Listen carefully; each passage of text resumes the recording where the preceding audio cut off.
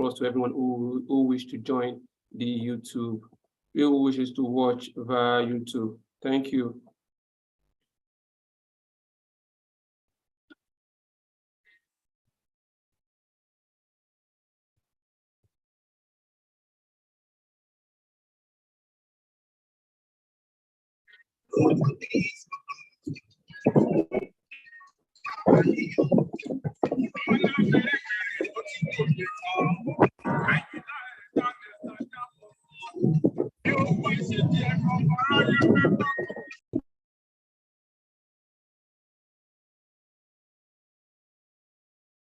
Please, our co-admin should please help us to address those that wants to disturb the class section.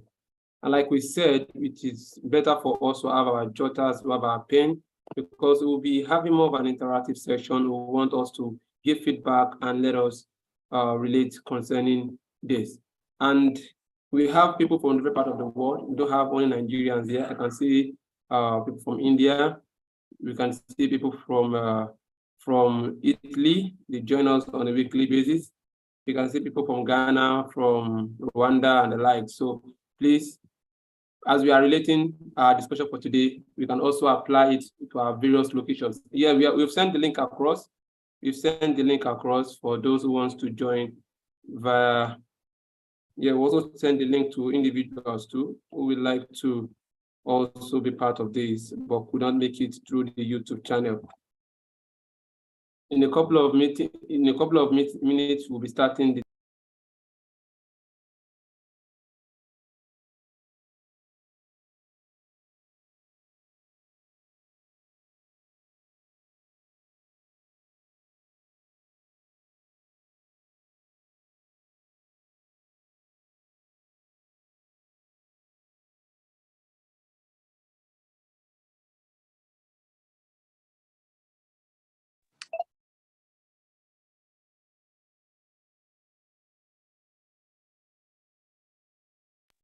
Please let us stay muted at all time.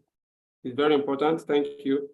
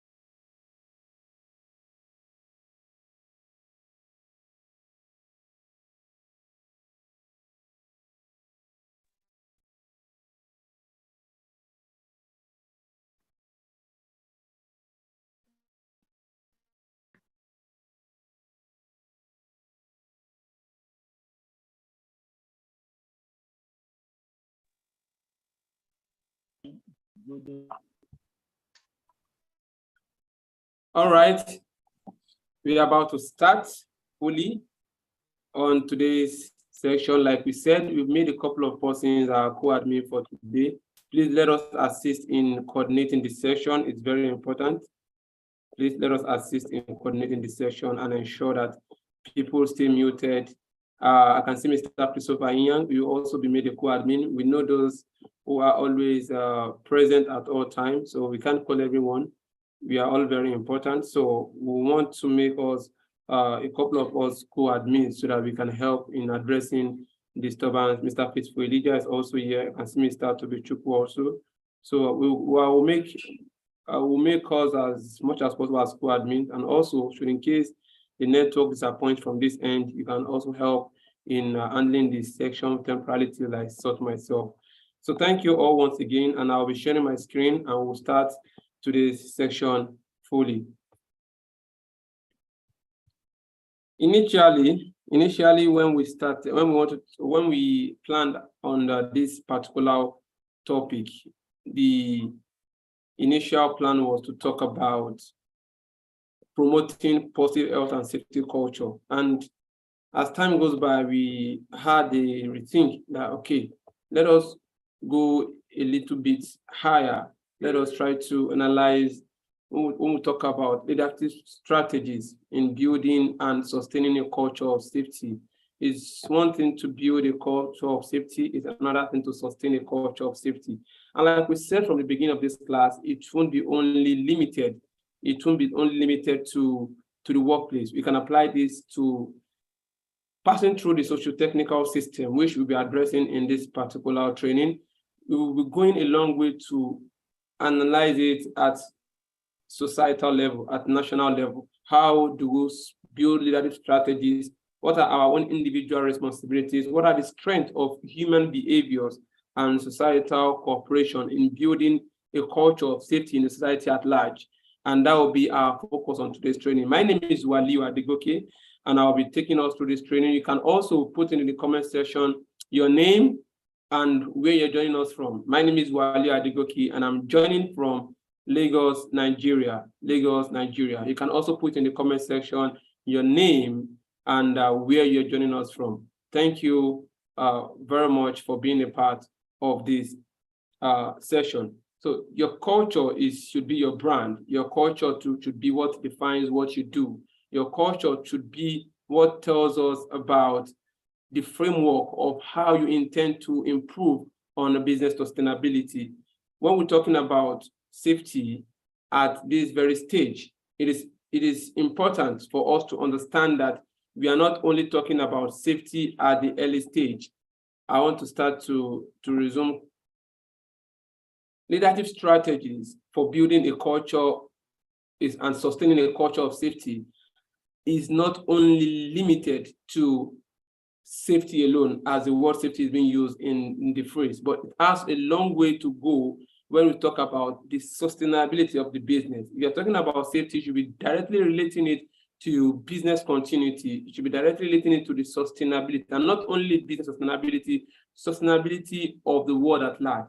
That is, taking as much as we can in the resources that we have today without affecting the future need of same resources, without affecting the future, building a culture that doesn't have a negative effect on the future.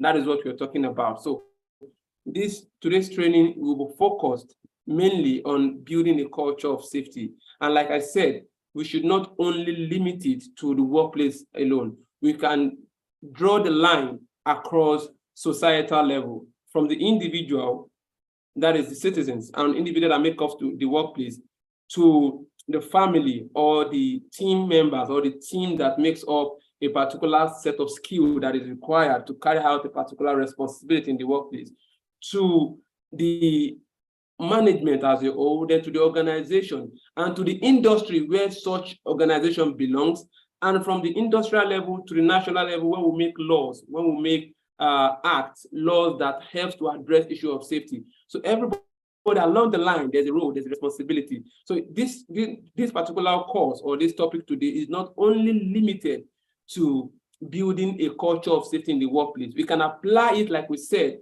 Let us open our mind, expand our breast, and let's all see how can we implement this to the world at large. Some days ago, we had a very ghastly accident, and funny enough, we are having a 3-day technical training course with some people who showed interest, and part of the examples that we used was train collision. And that was like 2 days. I think that was like 2 days before the accident. The example we were using was about train collision. How can we avoid? What are those risk management techniques that we can apply in order to prevent an accident, in order to prevent, and we use example of train collision to tell you that as professionals, the way we think is different from the way an average person would think. Some will be thinking like, how can we think of train out of all the things that could cause accident? And 2 days later, a train accident occurred, which tells us that when it comes to health and safety, every aspect, please let us try to switch off our cameras. It's very important so that it won't affect what is being shown on YouTube, because your face will be showing on YouTube instead of the slides. So at the end of the day, we'll see that the culture we are building should not only be limited to a particular area. The culture we are building should spread across. So when we have a system, when we have leadership strategies that we can adapt, create, build, and sustain in order to address safety, definitely we are addressing so many things. I tell people safety is directly related to cost. Look at the cost that was associated to the accident that happened some days ago. Look at the cost that was related to it, and that is the cost that we see. There are so many hidden costs that we can't even address. Safety is directly related to quality in the organization, the quality of what you give. Look at companies that take safety seriously. Look at their quality departments, always top notch. So companies that don't take safety seriously, look at their quality department is always not at that level. Why? Because there's a direct relationship. Safety is humanity. But at the long run, what we're trying to build is to build a sustainable society and having leadership strategies. That's why we're talking about politics. No, we are still in developed world. They don't take safety as a joke. They don't take you hardly see a politician these days talking about they might be mentioning it indirectly, but you can't see them directly talking about ensuring safety, putting practice steps, because we are still a developing nation, a developing country. In developed world, part of what they use as campaign in the big term, the campaign, what they use as in the big term campaign, they talk about safety, because that is a basic need of human. Everyone wants to be safe. You see fire accident here, car accident here, people fighting, violence, all these are directly related to safety. And if we do not build that particular culture that we want to create, via leadership strategies that is required, then it becomes very difficult for us to achieve this goal. So today, please, like I said, we are not only limiting this discussion, this topic, this course only to the workplace, but we're talking about a culture of safety as a whole, world, nation-wide, societal-wise. How can we implement and build these particular strategies that we're talking about? Once again, my name is Wali Adegoke, and fully sponsoring this training is Cordal Safety Consult, and they are into various health and safety training, management training, not only health and safety, management trainings, bespoke trainings, in-company trainings, establishing health and safety management systems, and so many more. That is not a discussion for today, but we need to have an idea of what we do. Please let us mute. We've said this several times. Please, who is the person? Thank you, co-admin. Please help us to continue to do this. We appreciate you. So let's go ahead. This course is from what I just said now, it's definitely for everyone. We have gotten to a stage where even in our academic, how will I put it, in our school curriculum, academic curriculum, there should be a space to integrate safety as a separate subject for students from childhood. Please let us, like we said, let us switch off our camera. It is going to affect what is showing on YouTube, please. It is a basic need. Students, pupils need to be trained on the basic element of safety. People have lost their lives because of lack of simple safety practice that could have been avoided, avoidable things. So at childhood, at the early stage, we need to integrate safety into academic curriculum. And if that is true, if you agree with me that that is true, definitely it goes a long way till it gets to industrial level, organizational level, and at national level. So safety should be embedded. It should be integrated to every part of whatever we are doing. So this course, this training is definitely for everyone. It's for you, and it's for that person behind you. It's for that old woman behind you. It's for that welder on the streets. It's for everybody to understand what they call deliberate safety practice. Unfortunately, we live in this part of the world where we associate everything to, yes, everything happens as a result of will of God, but sometimes we blame God for what we are not supposed to blame God for. You can't see a car coming now, and you're still at the middle of the road, and you say that if God says that this car will not kill me, it will not kill me. You can't blame God for that. So there are some things that common reasoning will tell us that this is how we are supposed to practice, and this is how we are supposed to manage things to avoid accident, to improve on our safety culture. And listen, we are not talking about preventing accident now. You know, we are talking about how do you prevent accident, or how do you prevent accident from reoccurring. We are already talking about reactive method, but now we are talking about proactive method, proactive approach, building a culture of safety that even in the first place, there will be minimal reasons why accidents should even happen. And that is why, like we said, this training is for every single person that makes up the workplace, every single person that lives in a country, that lives in a nation, that lives in a state. Everyone is responsible for safety at large. Let us continue. Now, talking about safety culture, what we refer to as safety culture, as you can see now, it has to do with the group dynamics. It has to do with individuals that makes up a group. It's not only about an individual person. The products of individual and group values, attitude, how do we see things? What are the perspectives? How do we reason when it comes to the issue of safety? Competencies and pattern of behavior. That is trend of behavior. What are those trends of behavior that determines the commitment to an organizational health and safety? Please, like we said, let us not switch on our camera. We know we are beautiful and handsome. Let us switch off our cameras. Safety culture is a product of, so culture can either be positive or negative. Let us put it at the back of our mind. Culture can be positive or negative. Let us break it down. It can either be good or bad. So what will determine what your own culture is a product of the individual and group values, the attitude of individuals. Individual can make up the supervisor, the manager, the child on the street, the welder on the street, the government, the politicians, every single person, competencies and pattern of behavior that is seen. And all these will determine whether you are committed to safety or not, whether you are committed to health and safety or not. Why do we say this? If you look at, let's look at Nigeria, for example. A fire accident happened some weeks ago. There are so many theories around it, which is not what I want to talk about. Few weeks before that, there was a fire accident, market.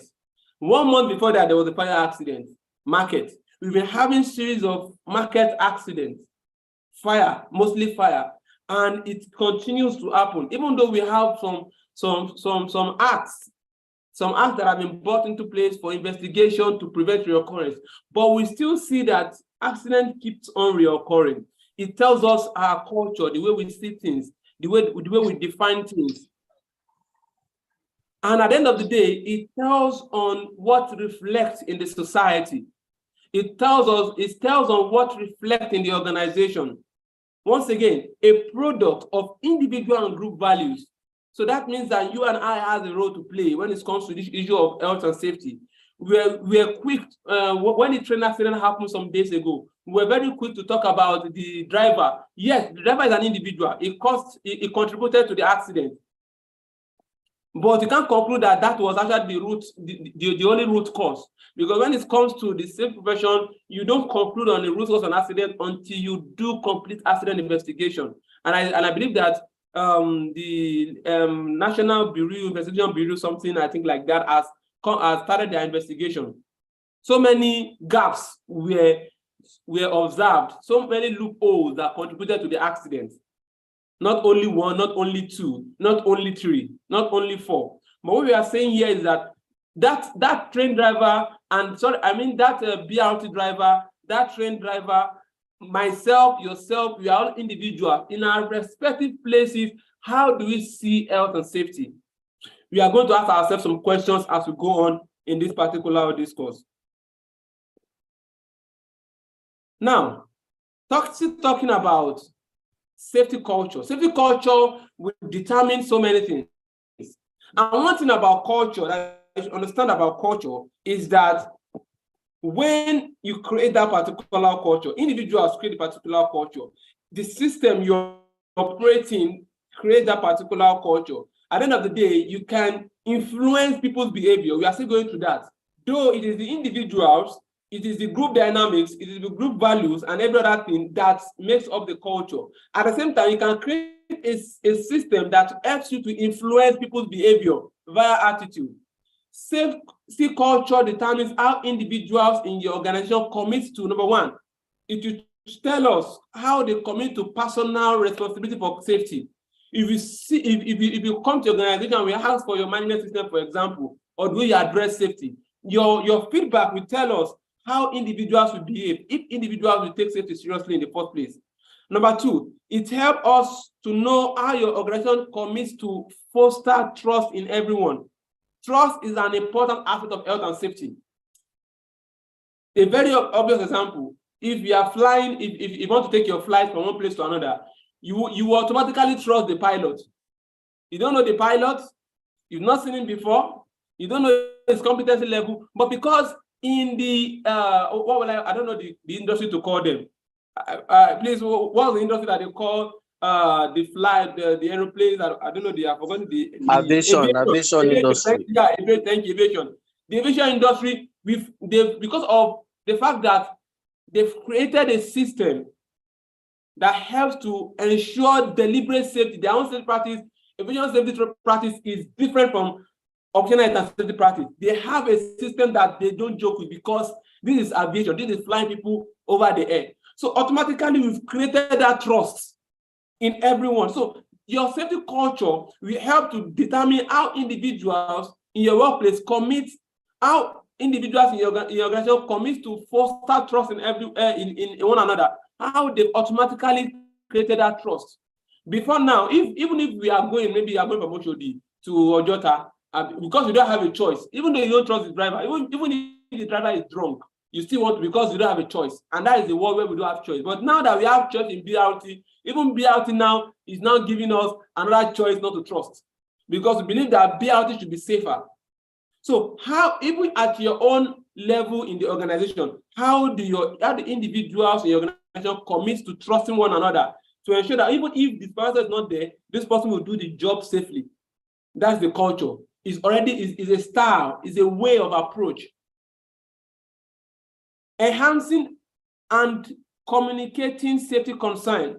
How do individuals in your organization commit to enhancing and communicating concern? How do they come back and give feedback? Is there even a system for feedback? Do you have a system for feedback to ensure that everyone is on the same platform when it comes to addressing safety issues? And lastly, how individuals in your organization commit to adapt and modify behavior based on lessons learned from mistakes. Sometimes human beings, we are reactive in nature. Sometimes we only learn after there's a mistake. We shouldn't be. But even at that, if your people, if your workers, if the country at large is able to adapt, like after this particular accident, if everyone now understands and they've done the accident investigation, they've given the feedback, and we now know the root cause, and after communicating to the root cause, for every root cause that has been, you can't create an accident investigation report when you identify root cause without putting control measures, without giving recommendation. You have to give recommendation. And how are your people able to adapt automatically, systematically, within a short period of time to the what? To the new recommendations to prevent reoccurrence. That will tell us how people are deliberate about safety. A very important example is there's this place in Ota, because I stay close to Ota side. I stay from Alabiado down here, for those that know this side. There's this place we call toll gate. Toll gate, that particular toll gate, some got a toll gate here. There was a time that, that's reduced now, but there was a time that there was a frequent accident of train because of the slopiness, the way the topography of that land, of that road. There was a time that trucks will start coming down automatically. They will lose brake, and what happens? They collide the people selling items, people selling food on the roadside, people selling stuff on the roadside.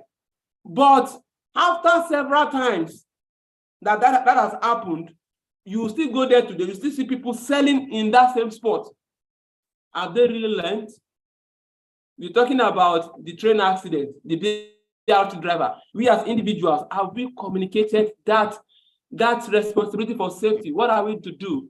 And it doesn't stop with us, like we said, is the line that goes through, even at national level, seeing after you've done your accident investigation, what are the recommendations? How do you implement? Sometimes, and one thing about us sometimes is that even sometimes, even after they want to implement, we are not even ready to go through that stress. And that is the truth. When they say that, okay, this is not good for us, let us stop this and reduce this. Yes, some people will not benefit from it. Because for everything that is being addressed, some people are not automatically benefiting. Imagine that there is no traffic again in the whole of Lagos State. Some people are benefiting from traffic. So those people would not be happy. But in the long run, it saves us more. It helps the nations more. It builds, it helps us to reduce unnecessary costs. By the time they start telling you now that, I think it was not in 2019 or so, that Lagos State recorded that they lost 6 billion to fire accident. It's very possible. Fire accident alone, Lagos State alone, 6 billion naira to fire accident alone. It's not a lie. You might think that, okay, it's politics, I want to add, but these are people's business, people's houses, market square getting burned. Do you know how much it is? So when we do not take safety seriously and when we do not learn from accidents, it keeps on reoccurring. And a good safety culture will tell you how people adapt to lesson learned and how they make corrections. Now, I want us to carefully look at this. I love talking about this a lot. And people ask me questions about this whenever I take them in our 3 days, because this is part of the slide. This particular place I use it for 3 days technical safety training course when it comes to risk management.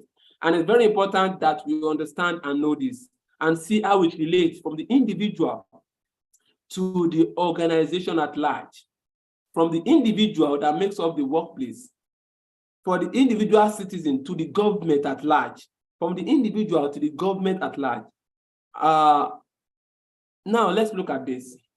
I'm very sure you can all see my spotlight that I'm shaking around. If you can see it, kindly type yes in the comment section. Let me know that I have people who are responding to this section.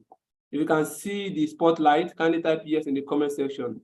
All right, I can see. Okay, thank you so much.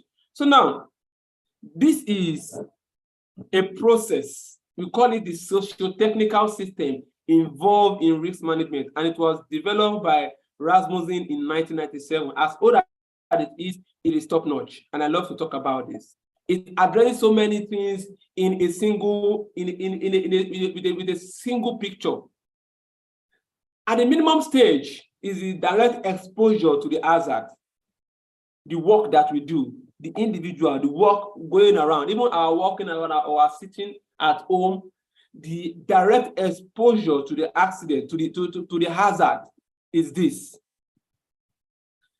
Action is what we do. The particular activity, the welder, the driver, the carpenter, the laborer, we sitting at home for a long time is an action, ergonomics. You can't take it off. Work, the hazardous process. Now, as time goes on, when we move up, if we move up the ladder a bit, if we move up a bit, we will have a reports of how people have been exposed to the hazard and what the hazard has done to them, how people have been exposed to risk and what the risk has done to them. The direct people are the staffs, maybe the supervisors, the engineers, the last man official who is there to observe people that are not obeying safety rule, the FRS official on the road, the Lagos State Safety Commission staff members who are around, the LSS staff member who go around, or the consultant who go around to ensure that there's construction safety on construction sites, and every other area. They observe, they see, they give reports, they collect reports. And from that report, there's a judgment, there's a feedback. And that feedback is meant to address this action. Once there's a work going on, there is an hazardous process that is going on. No matter how small it is there. Every job has its own hazard. Even standing for long has its own hazard, ergonomic hazard. We all know that.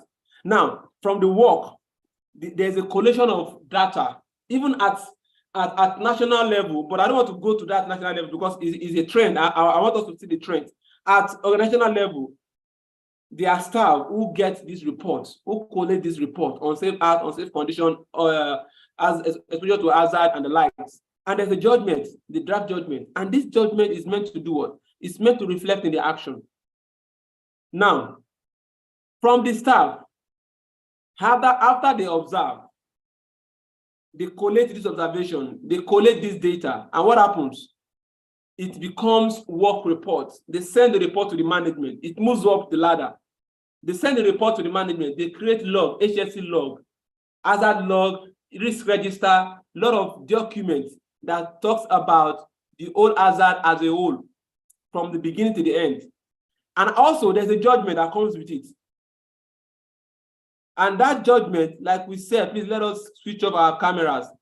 And that judgment is meant to address a review of the plan. That judgment from the management level, after reviewing the system, after getting the report of unsafe practices, of unsafe acts, unsafe condition, of first aid cases, medical treatment cases, permanent partial disability, permanent partial disability, what am I saying? Partial disability and total disability, permanent disabilities. After getting all these reports, lost work day case, LTIs, after getting all these reports, it's supposed to come up with what? With a judgment that helps to review the plan that they use in carry out these activities that now cascade down to the action. It will reflect on the judgment for observation and cascade down. Then at management level, then at this management level, it doesn't end at management level. After the management level, it goes up. They also send the report to the company. You know, this management level is talking about safety management, the management as a whole. Then from management, it goes to the company where they look at their overall operations across all branches, across all units. Their overall operations, whether the welding operation, whether the production unit, whether the sales unit, whether the logistic unit, quality unit, safety unit, legal unit, because we have the legal department, they now look at what have been gotten from the reports. From the reports that they get from the management, they will review the whole thing and they will do what? What happens? They will create a judgment from that. And that judgment will now reflect in the review of their company policy. I want you to follow me gradually. It will reflect in the review of their what? Of their overall company policy. Policy statement, their commitment to health and safety, as a result of what they've gotten from the management. Remember that the management got their report from the what? From the staffs, from the engineers that are working directly with those that are directly exposed to the hazard. Then from there, at each company, you agree with me that each company belongs to a particular industry. Am I correct? If I'm correct, type it in the comment section. Just respond with yes. Every company belongs to a particular industry. Am I correct? If I'm correct, please put it in the comment section. Let me know that I'm correct, that I'm saying the right thing. All right, thank you. Each company belong to an industry, and this is how risk management is supposed to operate. So at industrial level, there should be reports that are being sent at industrial level from every company. If you can give me an example of industries, you know, we have the oil and gas industry, we have the FMCG, we have the manufacturing industry, we have the construction industry. Please, we have the aviation industry. You can give me an example of industries that you can think of now. We have let me hear an example of cement and concrete industry. Thank you. We have the cement industry, the manufacturing industry also. We have a lot of industries, FMCGs, marine industry, thank you. Maritime industry, oil and gas industry, transportation industry, thank you so much. There are lots and lots of industries. And each company will belong to a particular industry. Take it or take it. Media industry, thank you. Power industry, communication. So now, at industrial level, each company is supposed to what? To be able to collect information that companies will give them if there's a system already in place. That's what we call it socio-technical system involved in risk management. This is that we can address risk at each level. We shouldn't wait for the government alone. At industrial level, there should be regulations. So after companies have collected their own reports, reviews, and the likes, and they've communicated this at industrial level via regulators or associations. We have various associations, we have various regulators. Example is the DPR, for example. I know of DPR. We have a lot of regulators. In your own industry, can you tell me, or the industry that you operate in, can you tell me? Yeah, NERC, thank you. I think this is electrical regulation. Thank you, electricity regulation. Give me an example of industries where you operate in. Thank you, NESRA. These are regulators. Please, and I need more feedback like this. These are regulators. We've had NERC. We have NESRA. Federal Ministry of Environment comes in at government level. NPA, Nigeria Port Authority, thank you. LASEPA, thank you. Thank you. We have a lot of them. So at Nigerian Civil Aviation Authority, thank you. These are regulators. So at that level, they are supposed to create a system where they get incident reports, majorly incident reports. And at that regulatory level, at that action level, they also create a judgment. And that judgment will now do what? We now we now lead to regulations. Okay, there's a new regulation that we need to follow, and it should be of best practice to organization. Okay, any organization that want to remain valid, that want NAFDAC, LASTRA, thank you, free zone, SON will come under government. Man, thank you. Yeah, man is very correct. So please let us mute. Please let us mute that person.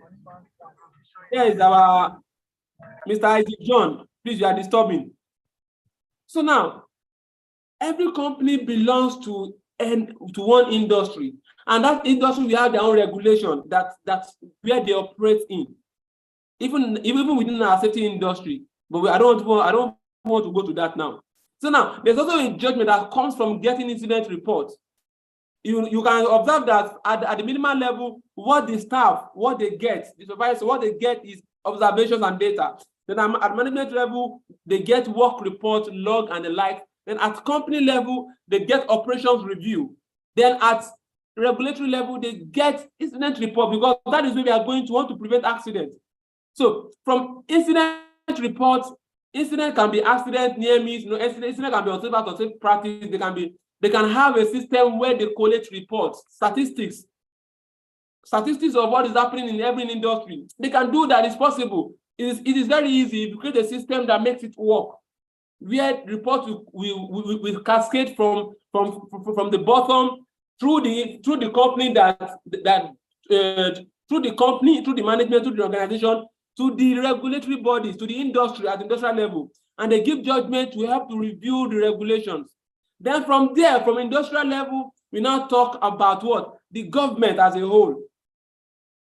About all the industry will now be attached to the government. They will now start talking about SON, for example, NAFDAC, for example, SON, for example, Federal Ministry of Labor and Employment, Lagos State Commission, NIMASA, NDLEA, that are directly attached to the government. There's a difference between when they are directly created by the government and when they are regulators, when they are regulatory. So now, at that level, what happens? At that level, what we have is a situation where there is safety review. They have a review of your whole system of what is happening. They shouldn't wait till there's an obvious accident. I don't know which industry we should place the marketplace. I don't know the market. Like, for example, in the market, we used to have fire accident. Which industry should we place the market? Who can give us an idea? Which industry should we place the marketplace? Which industry? No response. Even me, I'm confused. Because there are accidents happening there too. Commerce, the commercial industry. so there's a particular industry, there's a particular industry that there's a particular places that needs the direct intervention of the government, trade and commerce. Thank you, trade industry. But are they really regulated by the trade industry? Are there regulations that addresses Yakapaya that is selling pepper in the market, and Mommy Bunka that is selling lace of millions of naira at Idumota? Do they have regulation? Is there a system to help them to prevent accidents?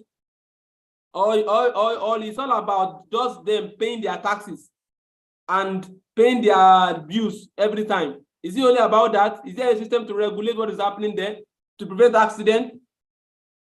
Ordinary spark will lead to a whole fire burning the whole market square. How can we address this? Yes, they have private associations. They have we have welders. They have association. Thank you very much for reminding me. Welders, for example, they have their own association that they do independently. They are paper sellers too. They have their own association. Even in the market, they have their own association too. They have it. Very true. And how do they have trading union too? Then how do we integrate safety into what they are doing to make them understand that they need to practice deliberate safety? I remember when I wanted to last year, some weeks to my wedding, when I had to follow my mom to go and get my attire and the like. When I got there, well, it's a very big shop, but they have a lot of shops. I've forgotten the name of that woman, a very popular woman that sells all these native wares. And when I got there, the way they arrange those native clothes, native attires, they arrange it to as high as 2 meters. And I asked the man, how do your workers, that is the man, the son of the woman that owns that place, how do your workers get to that height? They said they use chair. And I asked them, have they never been in a situation where they fall down from the chair? He said yes, many times. And you see, allow them to use the chair. He said, they have ladder, but that ladder, they are not used to it. You see, they have a ladder that they use, that is a ladder. I saw the A ladder. They showed me the A ladder because I just wanted to scrutinize it. They showed me the A ladder, but they are not used to it. But the A ladder is safer for them. But the issue was that the A ladder was not enough. So instead of them to be moving a ladder from one point to another, they prefer to just use chair and just climb. And they've fallen a number of times. So these are issues.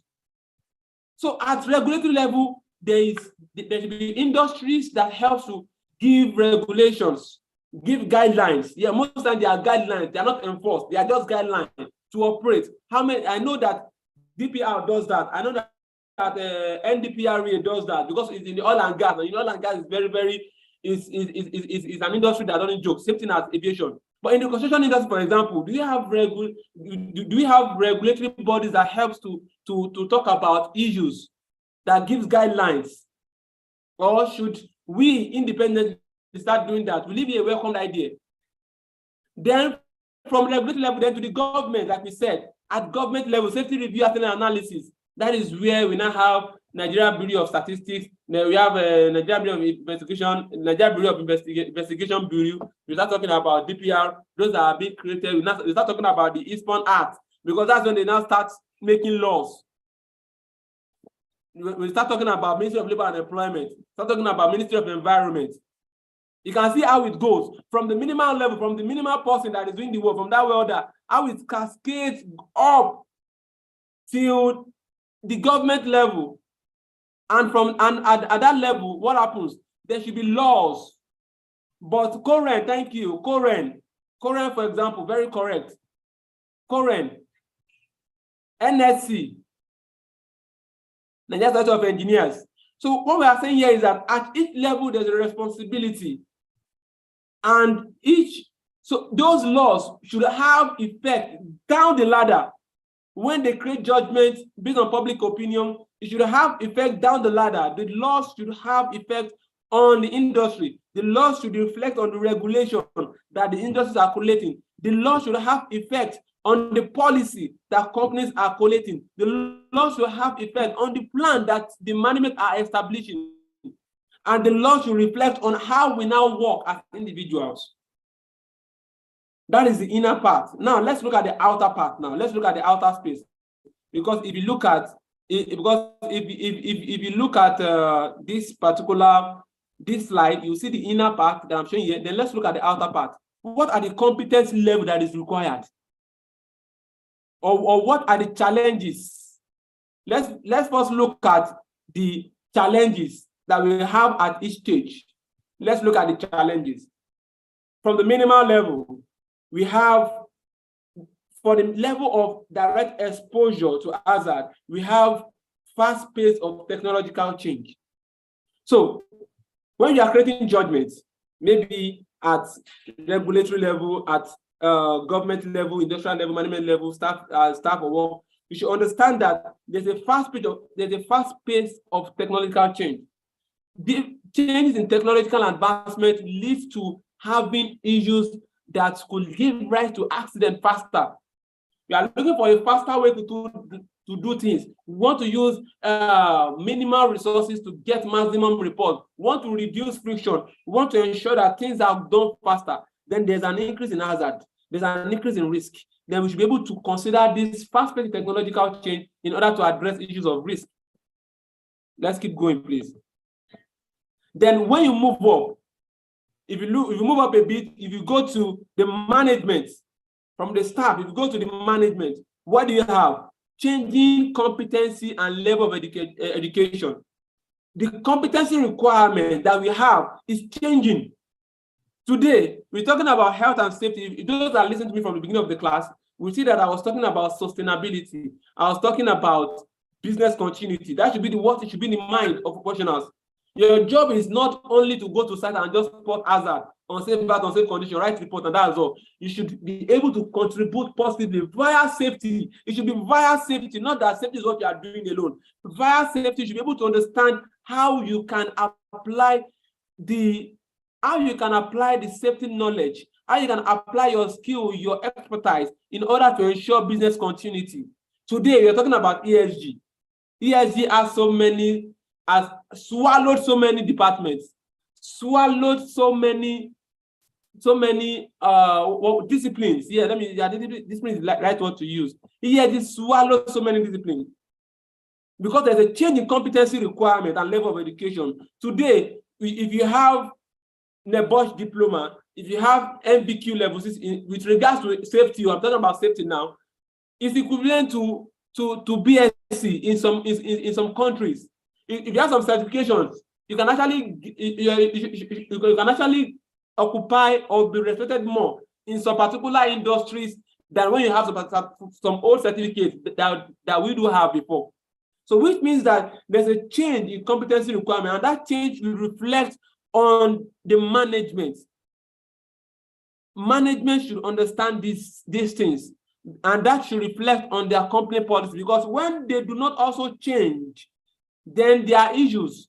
Because at the end of the day, what will be established, their judgment will not be robust enough to address the issues of risk management.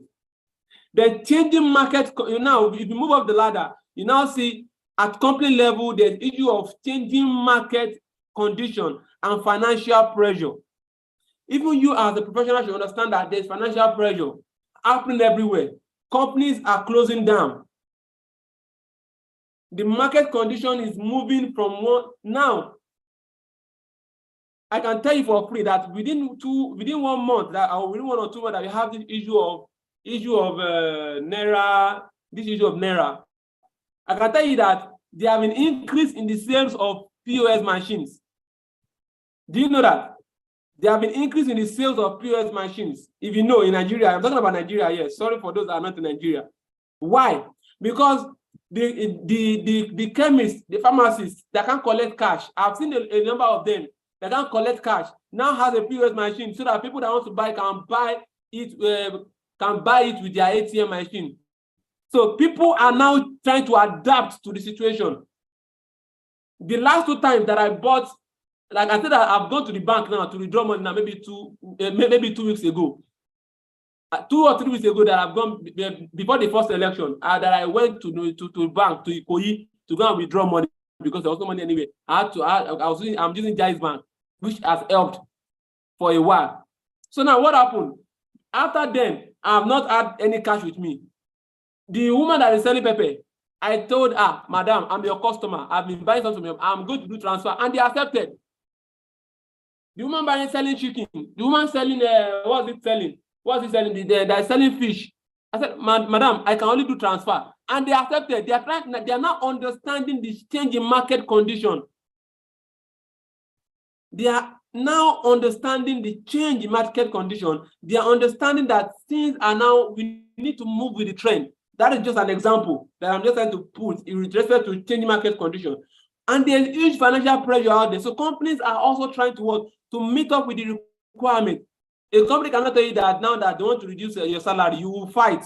So they need to meet up with paying your salaries, paying everybody's salary, and still maintaining their IGR. So at the end of the day, companies will also operate within these premises, and you as a professional should know how to impute and contribute when it comes to safety in order to reduce the risk, manage risk for them so that they were able to get maximum using minimum resources. Then going to the issues of government at large, the government as a whole, then you now have changing political climate and public awareness, which is also very key. At the government level, we're talking about creating laws. Their judgment should reflect as a law.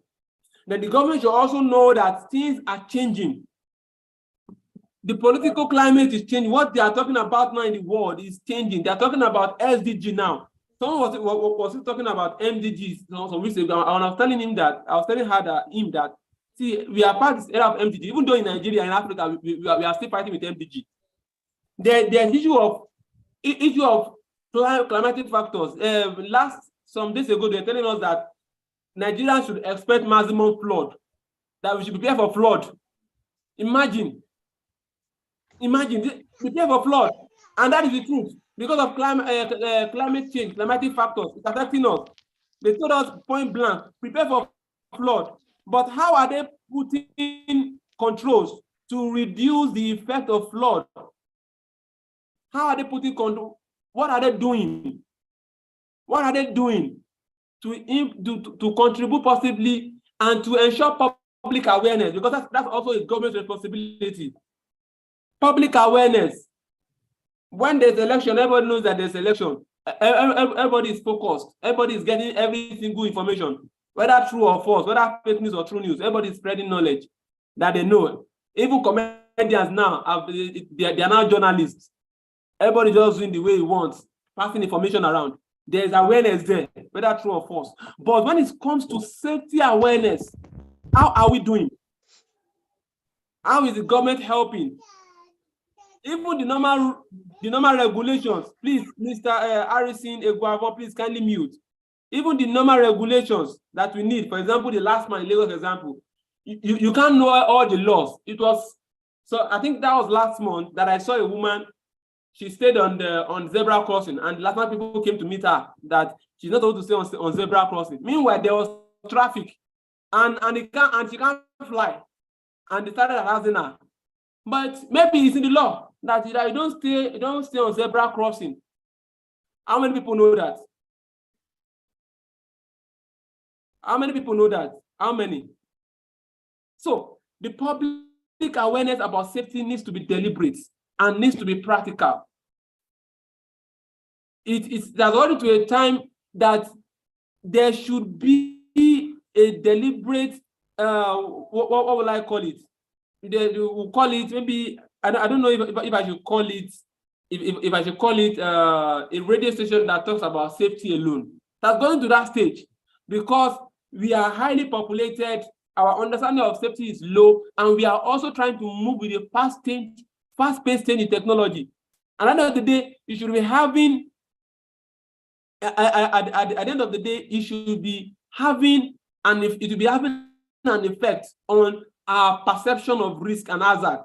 That is why someone driving BRT will think that it can overrun a train, then risking the lives of so many. That is why a Danfo driver will be drunk and will tell you that he can only drive when he's drunk. That's when his own eyes will open. Shine your eyes with shepe. That is why you will see an official who claims to be the enforcer of law with violating the same law because he's an officer.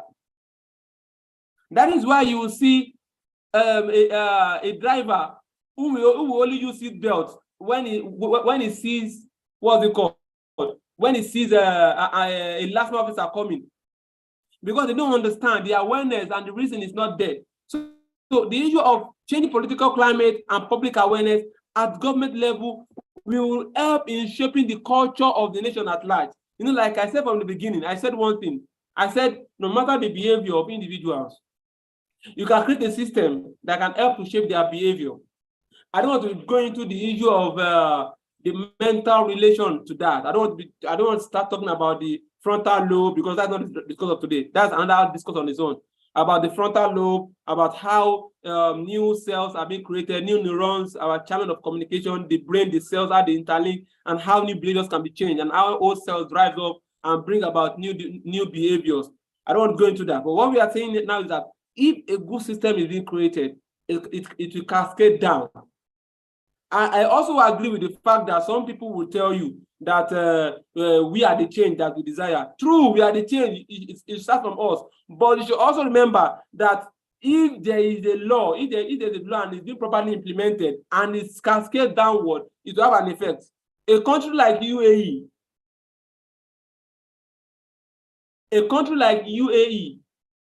that we call majorly called Dubai, didn't wait for his country, for his citizens, didn't wait for his citizens, for all the citizens to change themselves before the change occurs sporadically within a short period of time when they discover oil. So what am I saying here?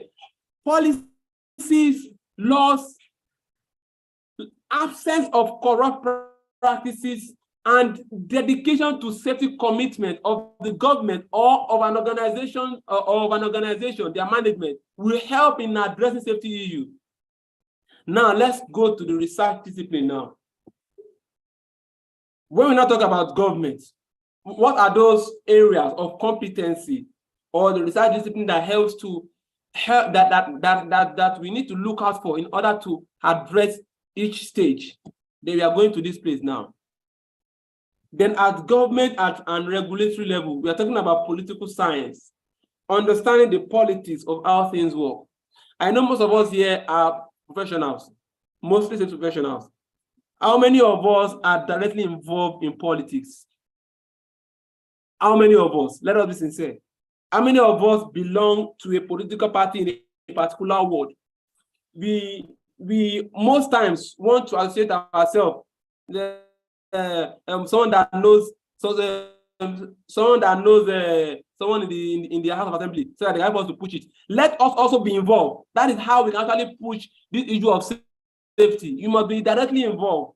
I've told myself that after this election, I'm joining a political party, but I will not tell you the party. Those that know me directly will know the party that we know my party. But that's not what we're talking about now. We need to be directly involved. If we want to make that change, we need to join that polity. We need to join that politics directly. We need to be able to contribute to it. We need to be able to contribute to it. We need to join that politics. It's high time we start doing that. We complain about ISPON, about this, about that. It's high time we join that politics so that whatever we don't want, we don't need to go and meet them. We will change it by ourselves when we get to the point. Because politics is what addresses so many things. It's not about making noise. It's not about Twitter now. It's not about Twitter now. We need to make that change that we desire. We need to start joining that politics and see whether it is Labour Party, whether it is APC, whether it is PDP, whether it is NMPP, whether it is AIT or MITV. No matter join a political movement and contribute. It is very important at this point. That is where we can get things to be done. And I'm talking within the framework of safety now. We want to talk about safety regulation, talk about safety act. We want to talk about the government is not doing enough to safety. We are moving at a snail speed. For us to move at a faster speed, we need to join politics. That is just the truth. That will make it easier for us to go into the system, meet with people that make decisions, join them to make decisions, and be part of the team. Most of these things, they only need somebody to convince them. They need people to convince them. That's what they need. They just need people to convince them about these things. And it's high time we do that. Economics. We need to understand the economics of how things work. And sociology. Then coming to the issue of between regulatory and company, what transforms? Economic decision theory. We need to understand how safety affects the economics. It is when you understand how safety, like I said, I give an example that Lagos State alone, I think in 2019 or so, they said they lost, 2019 or 2020, that they lost 6 billion naira to fire accident alone. This is simple naira and kobo. It tells you that if they're able to prevent accidents, spend just a little amount of money, they would definitely help in addressing this loss of money. Do you know what 6 billion naira can do? 6 billion naira can build, let's say that they spend 1 billion on one standard hospital. A standard hospital, they spend 1 billion, which I believe that they will spend up to that. Let's assume that they spend 1 billion on one standard hospital. 6 billion will build 6 standard hospitals. Economic decision theory. At management level, how do we address the issue of safety? Health and safety, sustainability, industrial engineering, management, and organization. How can we as individuals, when it comes to the government and the management, the research discipline that helps to reduce risk and manage risk effectively is to understand industrial engineering and management, then organization. Then it comes down at staff level. They are talking about psychology, human factor, human-machine interaction. Because by the time we'll be talking about human factor on the next slide now, because human contributes to what causes accident. They all work hand in hand. While we are trying as much as possible to create a system, that even if, for example, that driver, if there was a barrier, that BRT driver, if there was a barrier, all those barriers for train, interjection, if there was a barrier, it wouldn't have, unless there was a brake failure, it wouldn't have gone through. Yes, that is what engineering control does. Even when you are insane, there will be a control, which should be the norm. And at the same time, we need to understand that from the human side, even if there is no control, human beings should also be able to use their sense. That's why we say that at every level, there is a responsibility.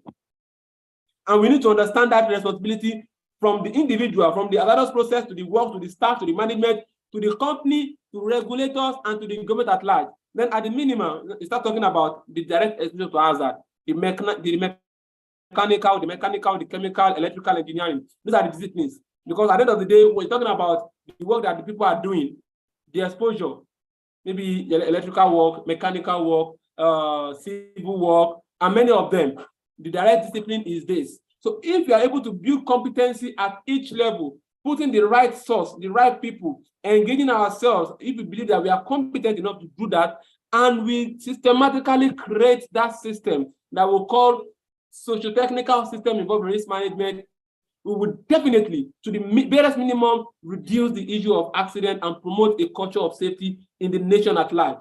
So now, let's look at it at individual level. Workers, for example, what happens? Behavioral principles. Behavioral principles. What is behavior? Behavior is what a person does or says. What causes a person to take this particular behavior or course of action depends on other influencing factors. Attitude and situational condition causes this particular behavior. Behavior is a reflection of what is inside someone. Behavior is a reflection of what has been accumulated by someone. It can be based on ethnicity, it can be based on beliefs, it can be based on upbringing, it can be based on background, it can be based on lifestyle.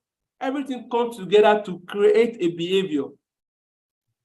So it's what a person does or says, and there are so many things that we said can influence this person's behavior, can influence someone's decision. I said I was not going to talk about the brain, but I think I was need to talk about it briefly. The cells in our brain are connected by neurons, and these neurons, they do what? They dry off, they die off. There's what we call neuroplasticity that talks about how the brain works. So the brain, the neurons that connect the brain together, they do one thing.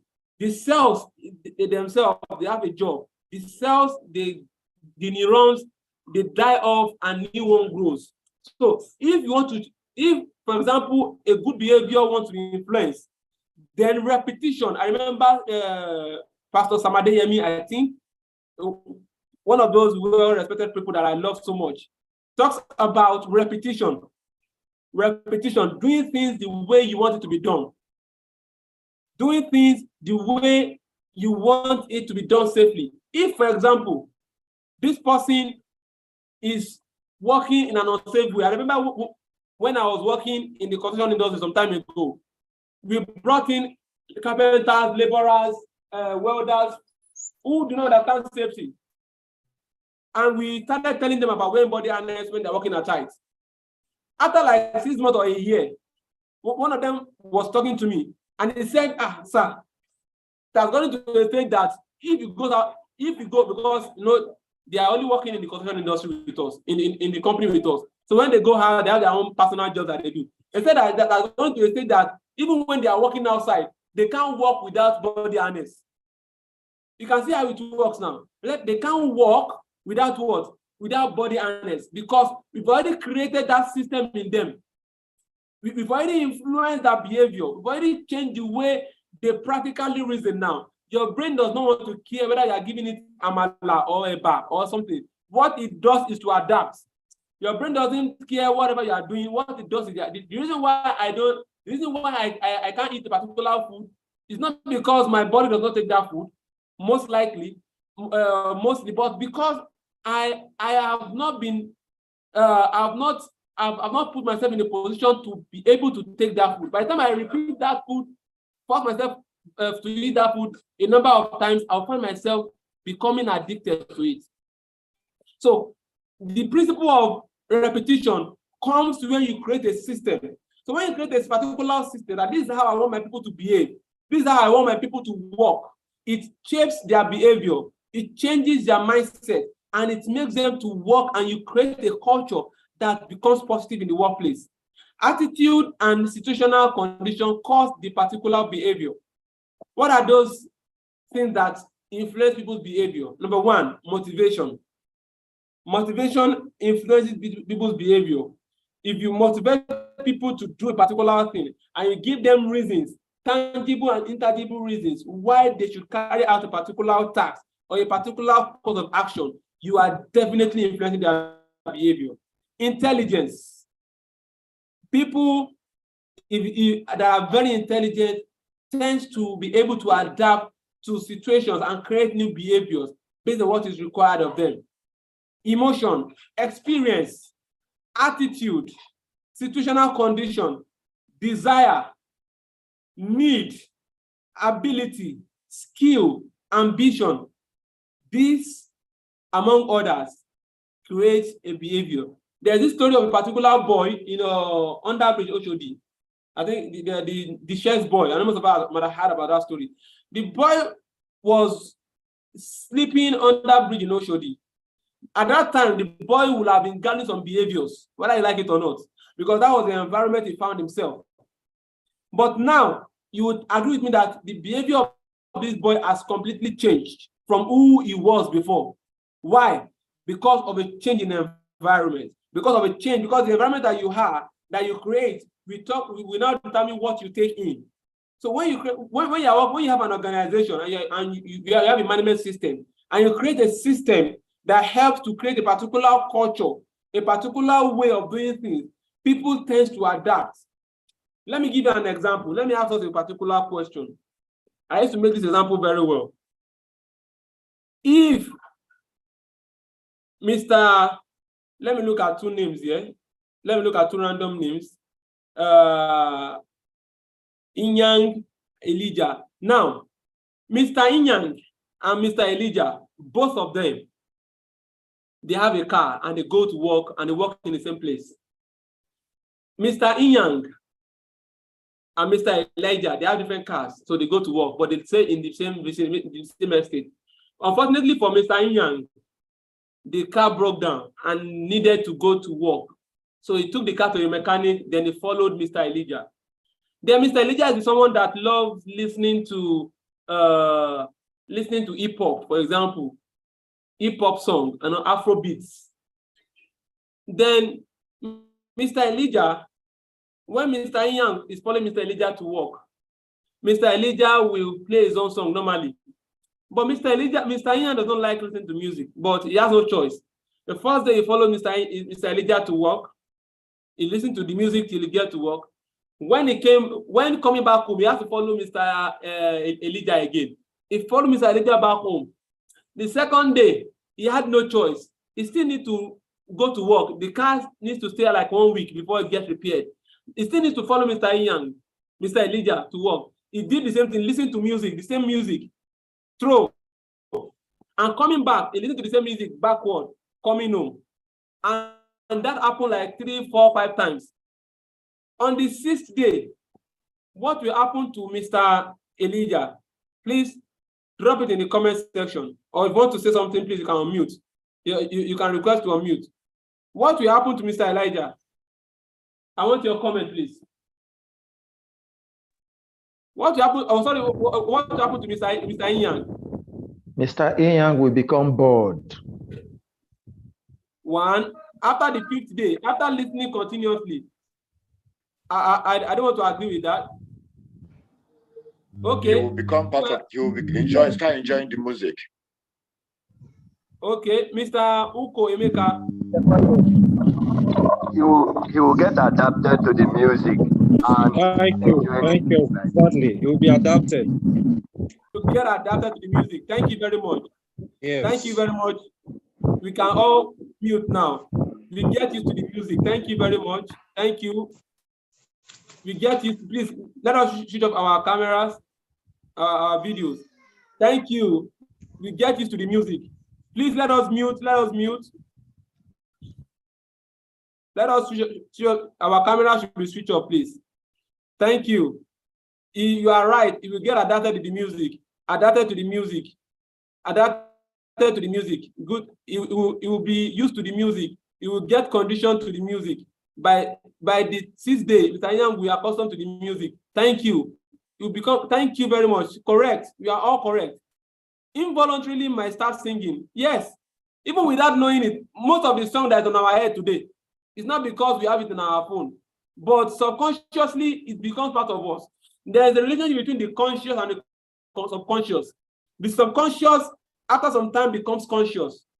The conscious act, after some time, becomes what we do subconsciously. Let me come again. The conscious act that we do, after some time, becomes subconscious. What are we saying now? On the 6th day, even Mr. Inyang might be in the bathroom taking his bath, and we start moving to the music. We start without knowing. Without knowing what happens, because of the power of repetition, because Mr. Elijah has created an environment, whether Mr. Inyang likes it or not, he has to be in that environment because that is where that's what's taken to work. Then subconsciously he gets adapted to it. That is the principle behind behavior. So when you have a particular set of people that they have a particular behavior, you create a system and you follow up with the system. Create a culture that influences people's behavior. That is the positive culture we're talking about. A positive culture that influences their behavior, no matter what they are used to, because you created that system and that's how they do work based on the power of repetition. Based on the power of repetition, what happens? it creates a new system in them. And that is how they start to do things the way they should do based on what you have developed, which is a positive safety culture. Another very important one is behavioral reinforcement. After you've now created this culture and you want to promote a behavior and make someone feel good about performing that behavior or give them a reason to perform that behavior, its occurrence in the future will likely increase.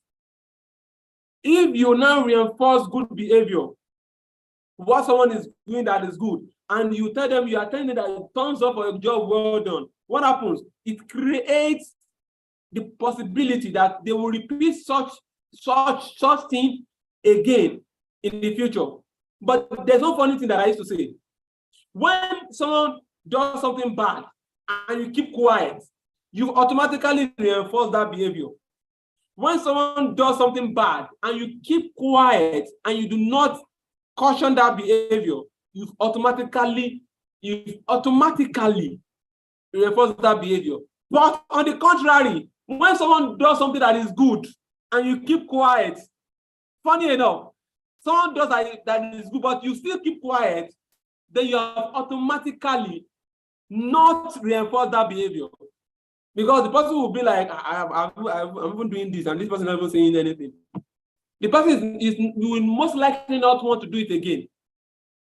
So that's where deliberate reinforcement comes into play, whether positive reinforcement or negative reinforcement.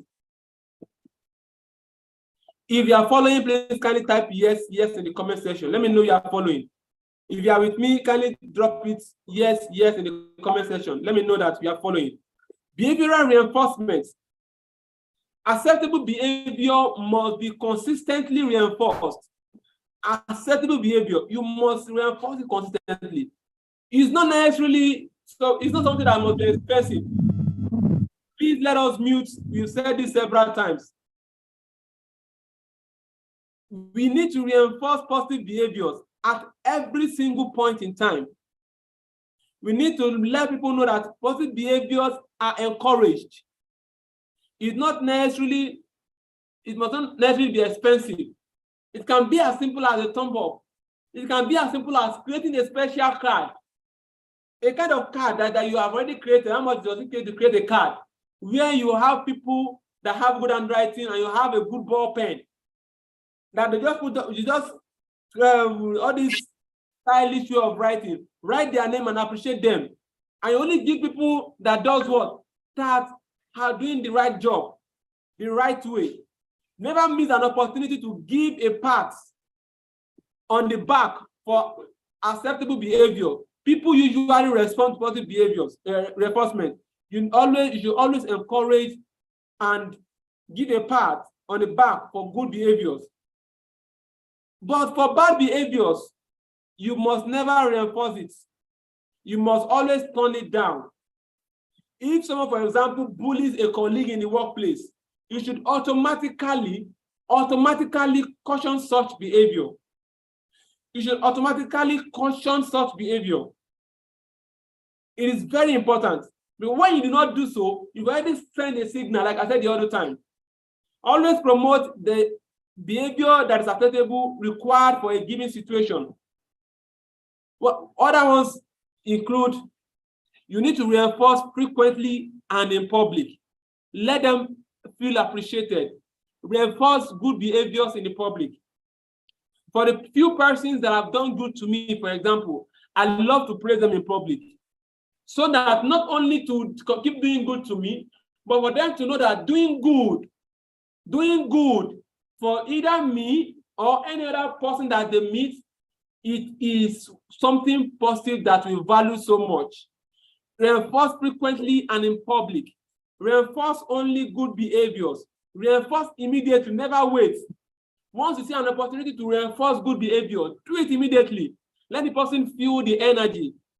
Reinforce doing the same behavior if possible. Be specific about the reinforced behavior. This person, while I was going, I observed that he was the only one who took his time to inspect the job before starting the job, meaning that he has a good behavior. Give a thumbs up, be positive, be sincere, and ensure that Anyone that is doing something positive, it should always be encouraged at all times. Recognition is also very important. Recognition is very, very important. Recognition is motivational in nature.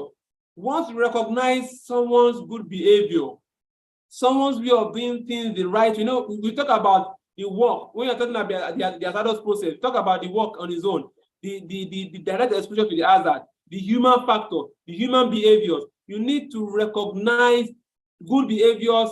And why? Because they are motivational in nature. Recognition can change behavior. Recognition can be combined with tangible incentives. Some examples of recognition can include public praise, certificate of accomplishment, personal recognition from management. You can have a certificate. How much does it take to have a certificate? All the certificate papers. You can buy a bulk of it. Buy a bulk of it, put it in your office, have a printer, have a well-designed certificate template. When someone is doing once in a week or once in a month, you use certificate of compliance to specific people that are deliberate about safety. And compliance is not only about compliance to safety and also contributing to the bottom line, reporting on safe act, reporting on safe condition, reporting near misses. It not need to be expensive. Such certificate, they can confidently present it to every other company that they want to go and work, and so that they will know that yes, this person is actually compliant. When they see the name of your company on the certificate, this person has worked in this company, and they gave you this certificate of compliance. It speaks a lot, and they will value it. You made them see the value of what you are giving them. It makes them to do what? To behave in a positive way. Attitude. Motivation changes attitude, and attitude drives behavior. When a person's attitude changes, his or her behavior will typically follow. I've talked about this already. Attitude goes a long way. Assuming he or she has adequate knowledge of the safe working condition in the environment, when you eliminate every other reason for unacceptable behavior, what is left is attitude. When you eliminate what could make someone to behave in a particular way that is not acceptable, what is left is what? Is the attitude. And attitude will help in driving positive behavior. Safety and peer support.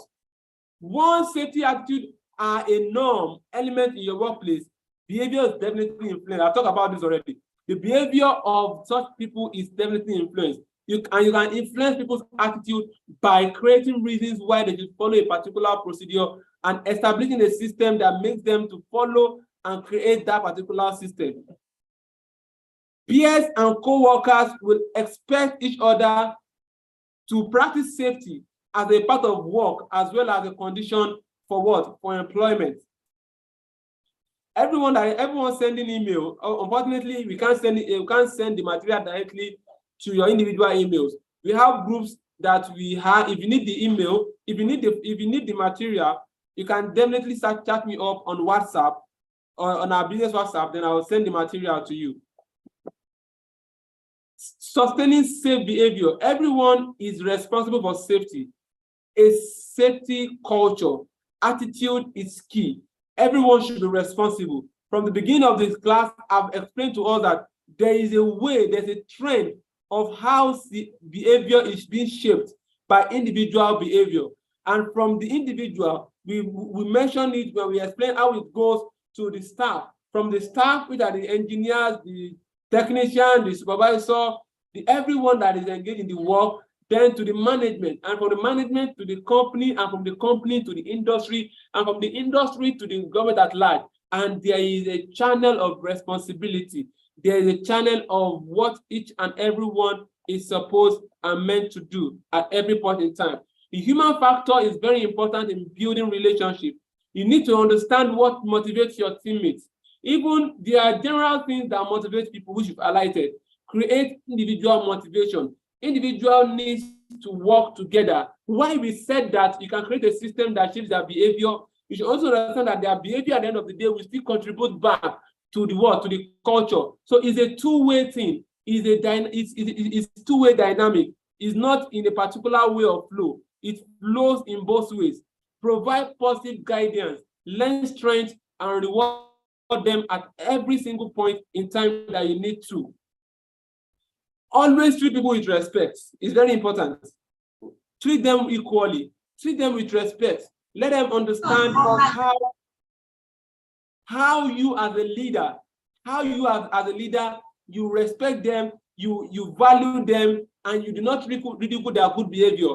Acknowledge their good behavior, recognize their good behavior, reinforce good behavior, give them a good top notch at all points. Control a heated situation with respect. If safety is critical to the issue, always ensure that safety is very much implemented. Empowerment is also very key. You need to empower everybody. As a leader, we're talking about leader, you do not need to become a manager, a supervisor, an engineer before you become a leader.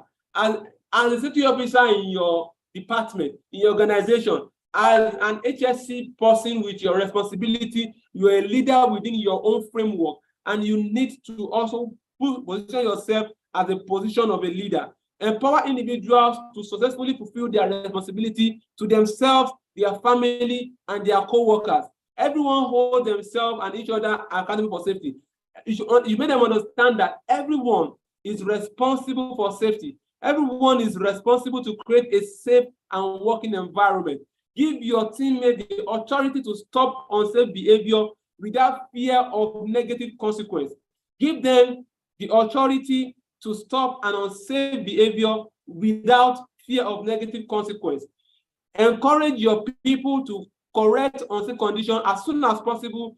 There is no time, there's no better time to fix something than as soon as it is identified immediately. If you can't, Mr. Peter, I think it's your network. Provide multiple options for your team to support unsafe condition and unsafe behavior. Safety team, anonymous messages, open door policy, behavioral-based safety programs. These are ways you can help to shaping positive behaviors and to help them to report unsafe acts and unsafe conditions at all times. Now, we will now be moving to the key aspects of effective culture. But before then, in between, let me quickly share this with us before I go to that. Let me quickly share this with us. So, in April, first week of April 8 and April 9, we'll be having a technical safety training. Like I used to say, our own training are competency-based.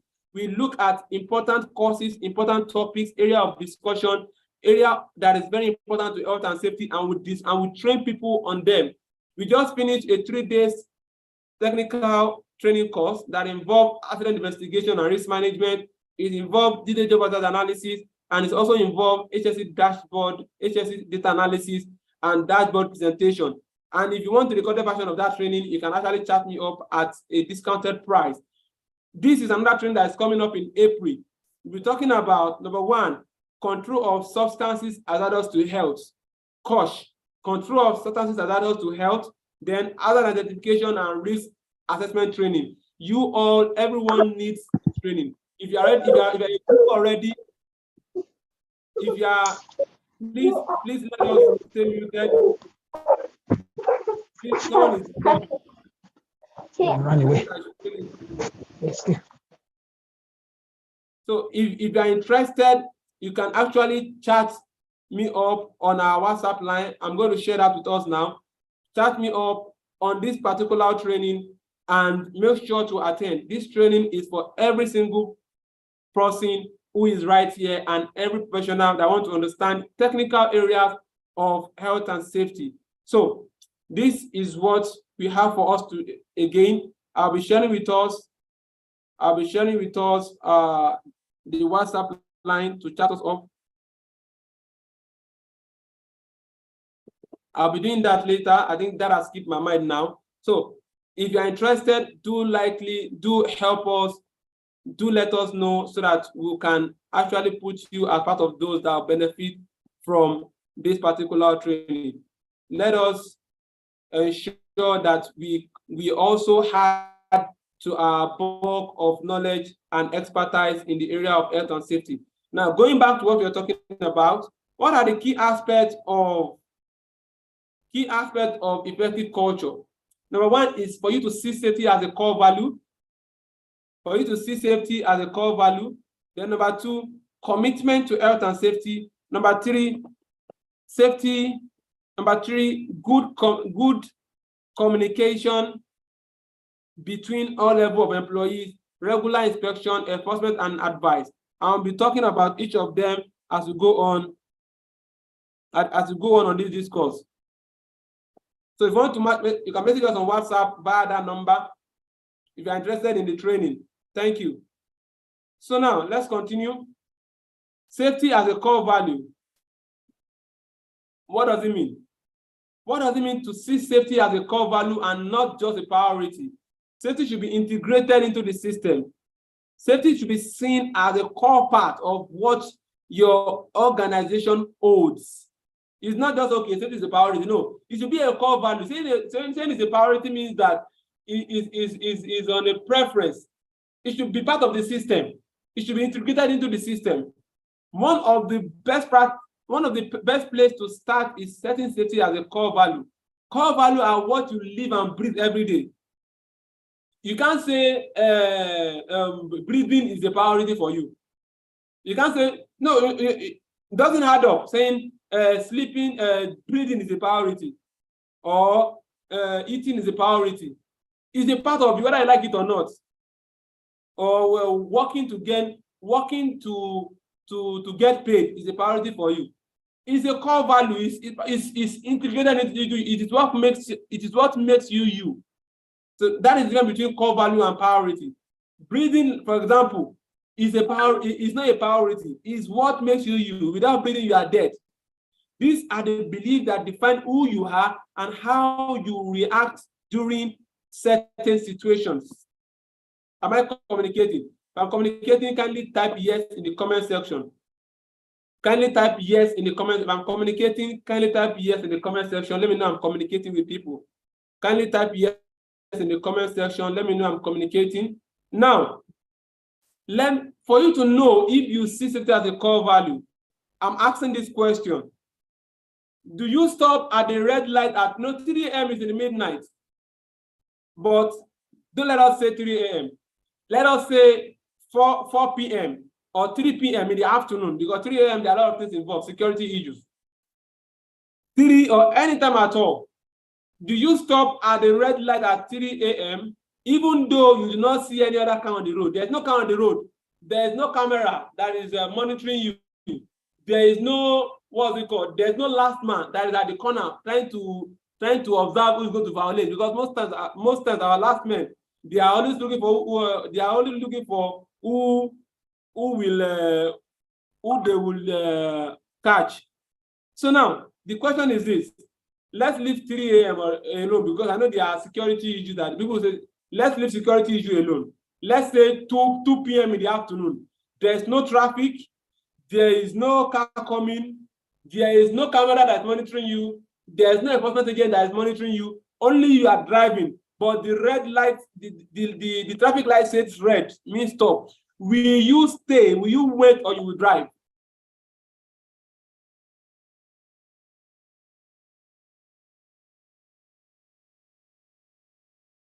Does the traffic work all the time? We are not trying to scrutinize the scenario now. We are asking a question. There's no need to scrutinize the scenario. We are asking a question. Let us know. Who call maker, please kindly unmute and ask your question, or contribute to answer the question. Okay, on this particular issue, no matter the time, no matter the condition, if there is a vehicle coming, for safety purpose, it is very advisable to stop till the traffic light shows green. Because if we relate it to what happened with the BRT to the train, you know that the man must have been thinking it will just take him few seconds to pass. And that few seconds caused the disaster. Thank you. Thank you very much. Now, that talks about safety as a core value. Whether it's in, okay, Mr. Harrison, please kindly unmute. Good evening, moderator. Thank you for this wonderful talk. Well, I want to throw more light on the, okay, more or less a contribution though to the question raised. If I'm driving 3 a.m. and all that, traffic light, will I stop? Considering the fact that, like you mentioned, there's no camera, there's no last mile official to give directive or to be on ground and all that. We can't talk about safety without security. I can't say because I'm trying to be safe and not consider my own security. 3 a.m. in Lagos, where it's just between me and my traffic light. So I will leave back by then for security purpose. I've seen people, see, I've been robbed. When it comes to things like that, I've been robbed before, like clean robbery. So you don't say because of safety. Are you with me? Can you hear me? Loud and clear, please. Hello? Please quickly make it snappy. I'm with you. Make it snappy so that we can move on. Let me just on a nutshell. 3 a.m. in the morning, if I'm driving and there's traffic light, there's no last mile official, there's no camera, my brother, I'm not stopping. All right, thank you. All right, Yeah.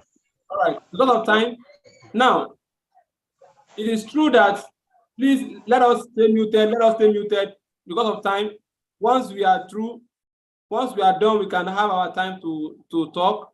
Please, because of time. Now, this is the gist. Mr. Harrison has spoken well. He said, for security reasons, that's why I cheated it to 2 p.m. When it is 3 a.m. and the traffic light says yes, and you assume that no car is coming, what if a car is actually coming and also assuming that no car is coming and there's a collision? Number one, for you to be driving at 3 a.m., something will have led to you driving at 3 a.m. If it was an emergency situation, that is well understandable. That there's an emergency that you need to drive fast. Maybe someone is dying. But outside an emergency, you maybe went to a party, you've already put yourself at risk already. And going home at 3 a.m. in the midnight, you've already put yourself at that risk. The first thing is not even to even move at midnight unless an emergency. So now that the traffic light says yes, based on the understanding and the dynamics of what the principle of health and safety says, ideally, you are supposed to wait. Yes, there are issues of robbery. Safety without security is incomplete. Security without safety is incomplete. And that is where dynamism comes into play. So when you now at that situation, you can practically see that there is no other car coming. And if the car is coming, definitely there will be light that will show that the car is coming. Then you can navigate through. But ideally, when it comes to risk management, the first thing is to prevent you walking at 3 a.m. in the midnight. That is where the caution comes into play. What will make you to walk, to move at 3 a.m. should be a case of probably an emergency situation. So this question is just for us to see a wider view of what risk management should be and how we can create a culture to even prevent us from being in a situation where we will now start choosing two options of which is safer or not, because we've already lagged behind in not addressing it from the roots. So please let us, Mr. Babatunde, because of time, we might not want you to, we might not respond to that now. Once we are through, we would actually, we are 20 minutes behind. Let us please go on. So now, we've addressed this area of socio-technical system involved in risk management, which I just spoke about now. So from the work, from the individuals that we will talk about behavior, enforcement and the like, then coming to the management. How do the management comes into play? Seeing safety as a culture, seeing safety as a brand. Your culture is your brand. Managers and supervisors set the tone for your safety culture. The leadership team must talk the talk and walk the walk.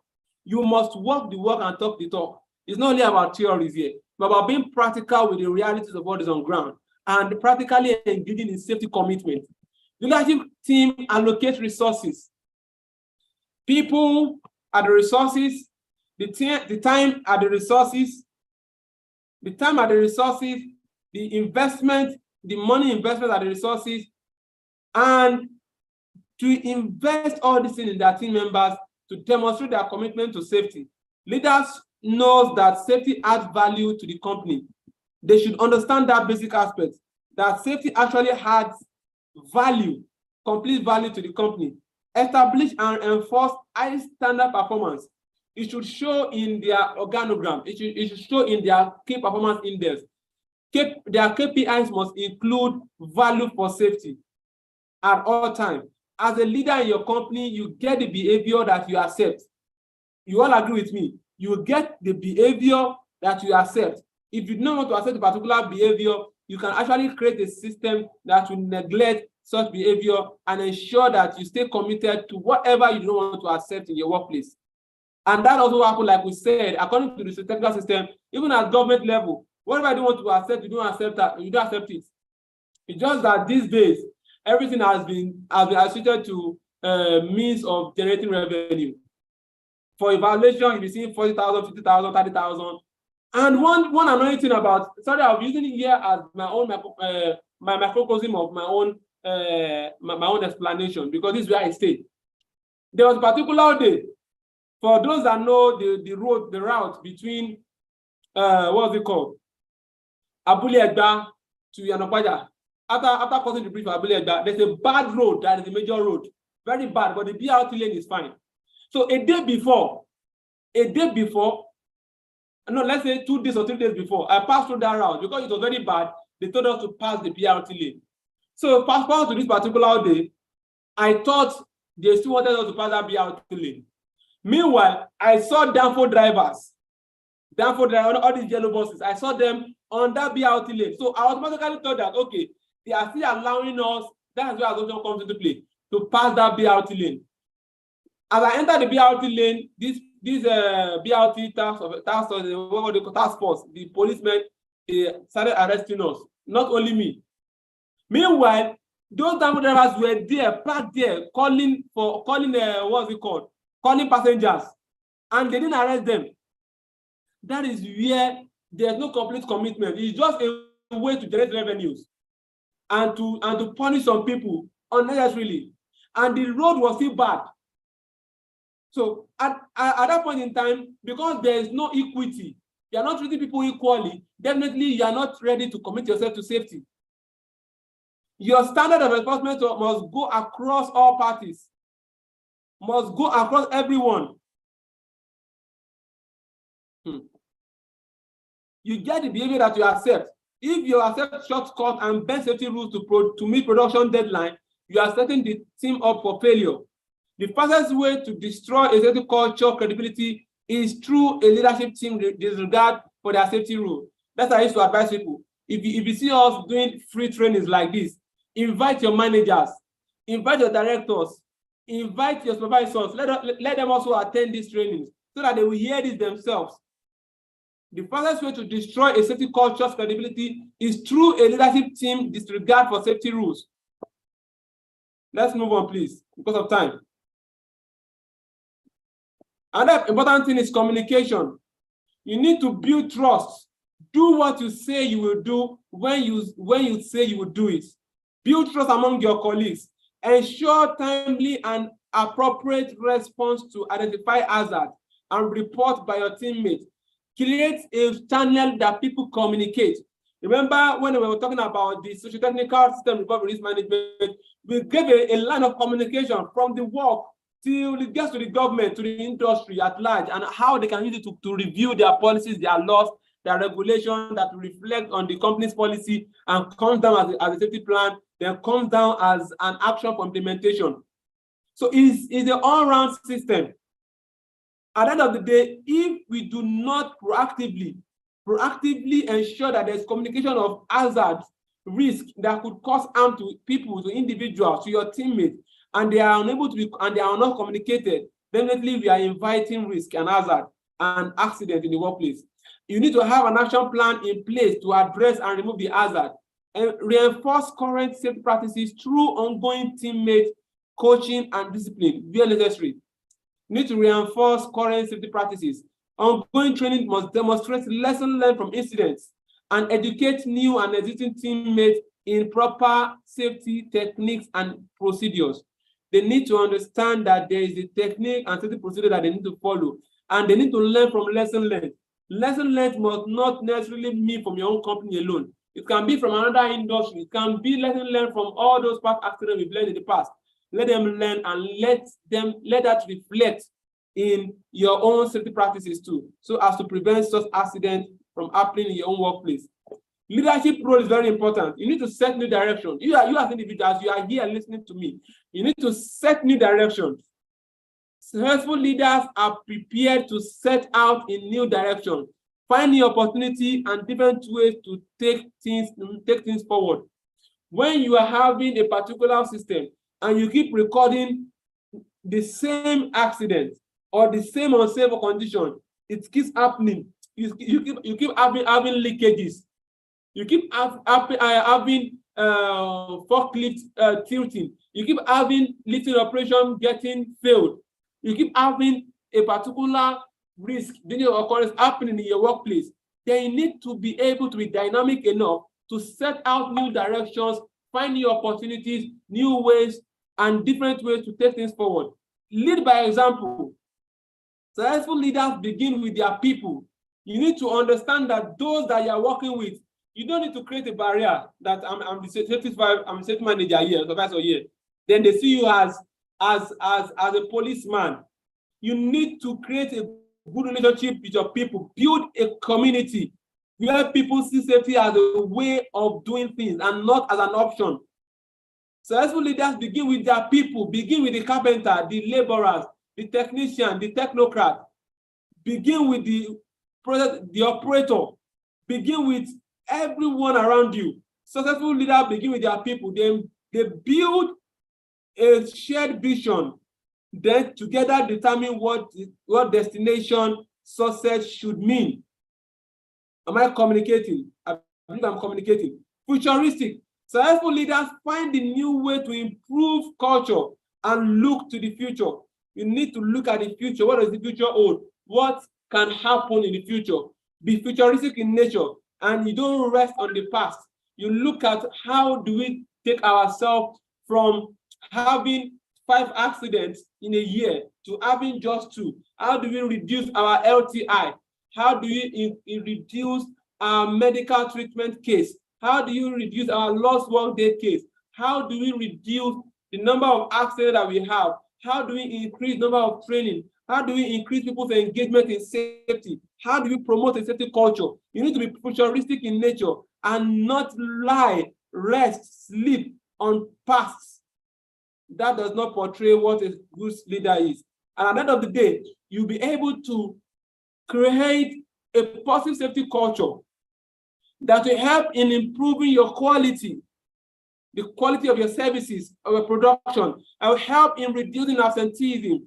It will help in maintaining a healthier workforce, help in reducing injuries and illness in the workplace, and improving employee morale and reducing workers' compensation costs or unnecessary costs, indirect costs that is associated with accident unsafe practices, and elevate safety to a higher level of awareness and build a sustainable business that has a strong platform on safety, that the organization as a whole will not be able to joke with safety because you've created that system. You've made them to see what safety can add, how safety have been adding to their productivity level, how safety has been contributing positively to their income generation. And at the end of the day, they will not be able to joke with it because they see safety as a platform, as a foundation for sustainability. And at the end of the day, they will be able to see the importance of a safety culture and will help to contribute, join you hand in hand to build that kind of culture that you want them to build with you. Together with what? Engaging people. Like we said, they start with the people. Your people include your laborers, your carpenters, your welders, the supervisors, your engineers, your operators, your technicians, the engineers on site, and the management at large. Everyone will now come together, create a system that helps to see safety culture as a way to improve on business sustainability and ensure that there's continuity in business via implementing health and safety practices. And at the end of the day, you'll be able to get and implement programs. To be able to implement this program, like we've been mentioning, it requires dedication, engagement of people, your managers, your engineers. They need to see this result. It involves personal interest. You also need to be interested in it. You need to drive your management interest in it by making them see the reasons. If you go to my YouTube channel, I talk about, in one of my trainings, free trainings, I talk about safety as a tool to project productivity and quality deliverable. Safety as a tool to project productivity and quality deliverable. You can go to my YouTube channel. It's a free training that is there. You can watch it. You will see, you will be convinced. You'll be able to create ways. You'll be able to personally create ways, because most of us don't know how to communicate these things to management. You don't know how to convince them, money-wise, business-wise, how safety can help to integrate their system. So it has to do with collective interest, employee support, and management commitment. At the end of the day, you'll be able to build that kind of safety culture, that kind of organization that you want, and everybody will be on the same platform, will be on the same page with respect to building sustainability of the business. And that takes us to the end of today's training on leadership strategies on building and sustainable a culture of safety. Thank you all very much. Thank you all for being here. We hope we've added value to this to you today. We hope we've engaged you. We hope we've energized your interest in safety, and we hope we've set the pace for you to continue to improve in your workplace health and safety culture. Thank you very much. And I remain Waliu Adegoke, facilitator for Huddle Safety Consult, where we deliver lots and lots of safety trainings for companies, management trainings for companies, for organizations. You can get in touch with us at any point in time, and we'll be ready to serve you always. Thank you, and God bless you. If you have any contribution, any question, please kindly raise. Mr. Ismaila Rashidi, please kindly unmute yourself and ask your question. Thank you very much. Okay. Mr. Ismaila Rashidi. Okay, thank you. Thank you a lot. Thanks. I really appreciate this presentation today. I learned a lot. Actually, I gained new things from this presentation you did today. So my question is, I'd like to know how the human-related errors, I mean, the mistakes, behavior, and something like that, can affect the safety performance of the particular organization or construction industry. Okay, how do safety behaviors affect the organization? I mean, human-related errors. Human-related errors. Yes. How does it contribute to? Hello? Yes, hello? Yeah. So how does, please come again with the question. Actually, I would like to know on how the human-related errors can affect the safety performance of the particular organization or construction industry. Now, human-related errors. Obviously, let's mute. Very important. Let's mute. Who is there? Mr. Timothy Oladiti. So now, when there is an error in the path or on the part of the workers, errors come in various places. There is always opportunity for errors because we are all human. When it comes to mistakes, there should be room for people to be able to speak up when they make mistakes. That is when you've created an environment where they feel inclusive and they are able to share their errors, and there's no fear of any negative consequence. There are errors as a result of experimentation. There are errors as a result of incompetence. There are errors as a result of the complexity of the job, how tough the job is. And there are errors as a result of deliberate negligence. So At each stage where the error lies, we now determine how it's going to affect the organization. And the organization as an organization is supposed to have, will I say, created a system that will be able to manage errors at this point. For example, if an IT student, for example, that has come, or someone that is on the trainee, you should expect errors from such person. Then such person will be put in a position that will not have a major impact on the organization.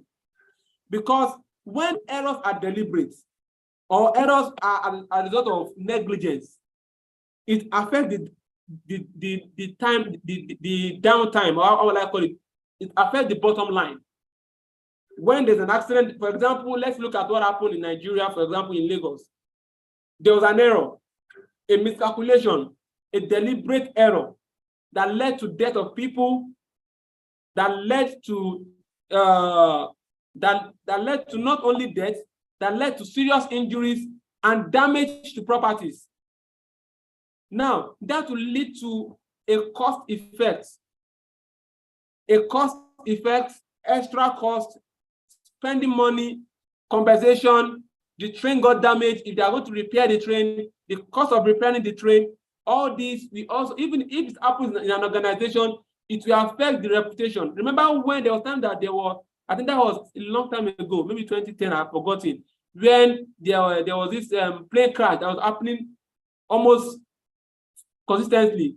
I think that was Dana Airline or so. And people got scared of booking on that with Dana Airline.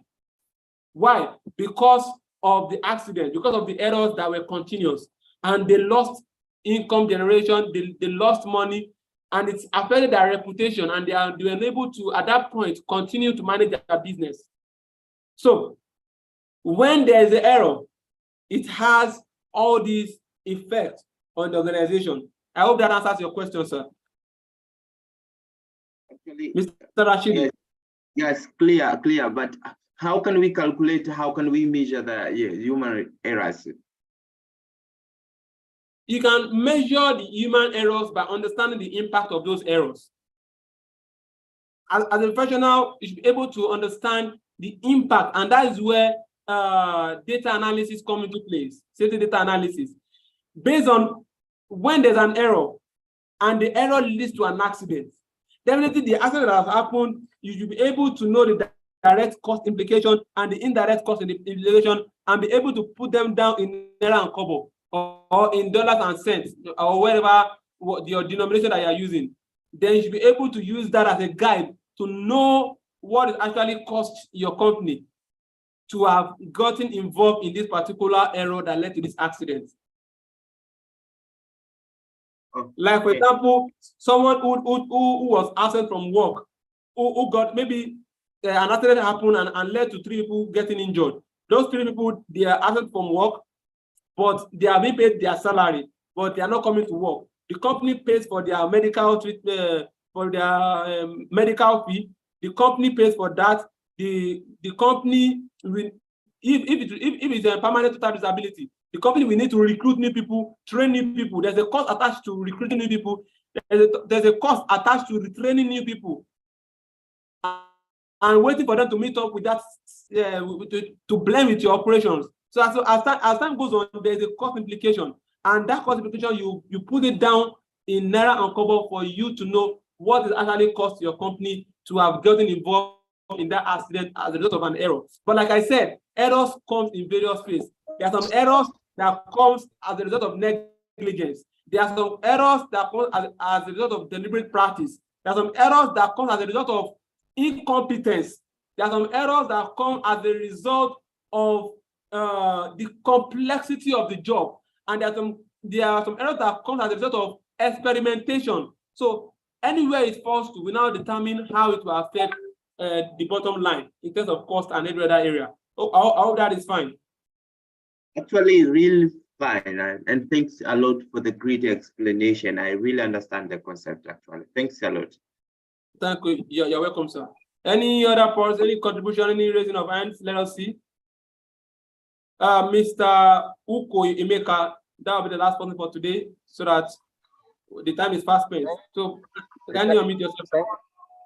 Okay, thank you very much for this wonderful lecture. You really did justice to it. My question is, in an organization where there is a standard, but the system is not that okay to follow up the standard, and from the gap between the new workers and the old workers, there's always a gap in safety. So how do we bridge that gap? How do we cover that gap? Knowing Sorry. Again, sir. Please come again, sir. I think in a scenario where there is a standard in the organization, but the system is not very okay in following the standard. Now, and there are new workers with regards to the old workers. How do we bridge the gap of safety, knowing that the system is not good? For example, in making sure these people work well, you are encouraging them that they are supposed to use PPEs, and these PPEs are not readily available, and there is no way you can get it from the system. So on that scenario, on that case, what do we really do, or how do we bridge the gap between the old worker and the new worker, sir? From what I'm hearing now, does this really start from the old workers and the new workers, or it starts from the management commitment?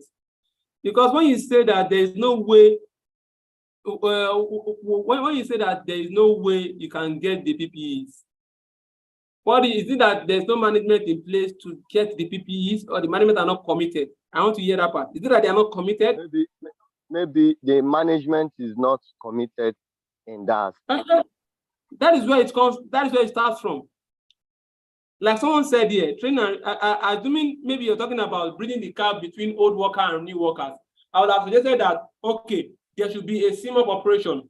That is where the old workers are being allotted to the new workers are being allocated to the old workers for them to work together.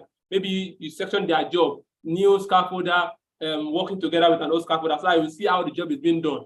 That is based on operations, safe way of doing the job, not about things that are not being provided by the management. Or you train them together, like someone said, train and retraining them together, so that they will meet up with the requirement or with your own competency level that you've established. But in this case, there's an issue of management commitment, and that is where you need to come into play. I want to advise that you go to my YouTube channel. You can scroll to, you can go to I have a lot of videos there.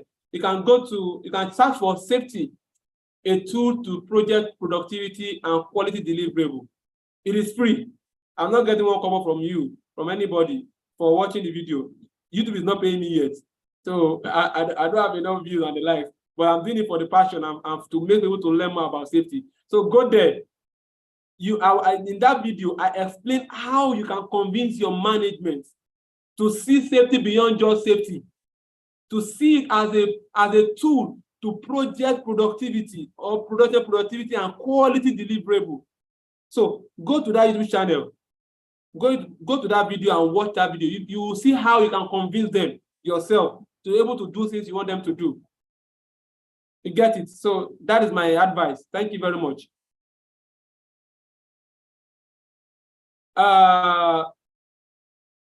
Peace, Mrs. Peace, Miss Peace, Jato, can you please unmute yourself? Miss Peace raised up her hand. Do you want to say something? If Mrs. Peace is not available, Mr. Adewale Amosu, please kindly unmute yourself, sir. Mr. Adewale Amosu. Okay, the topic on the YouTube channel. Okay, safety. I want to do that now. Safety, a tool to project productivity and quality deliverable. I have a lot of videos there that you can learn a lot from. So just go there, and if you want to subscribe, you can also subscribe to get updates on our upcoming safety videos. This one too will also be automatically posted on the YouTube now once we are done. Mr. Adewale Amosu, please kindly unmute yourself, sir. That will be the last one for today. Good evening, sir. Good evening, sir. Yeah, I really appreciate your seminar. It's very more informative. Yeah, this is my question, and I want to ask, and I want you to help me on this. What in a scenario in your organization whereby you are meant to give your workers PPEs, and the PPEs you are having with you is not much, is not really much for the workers to use, and the workers that you are going to disburse this PPE to, the numbers of the workers are much more than the PPEs you have at hand. And how do you need to manage the scenario by making sure you allow all the workers to use PPE and comply with the safety instructions? I want you to help me in this. Yeah, you said that there's no enough PPE, right? Yes. And you want them to use PPE? Yes. So how I'm asking now, how do you want to do that? That is what I'm trying to. Probably. You tell them to go and buy their PPE by themselves?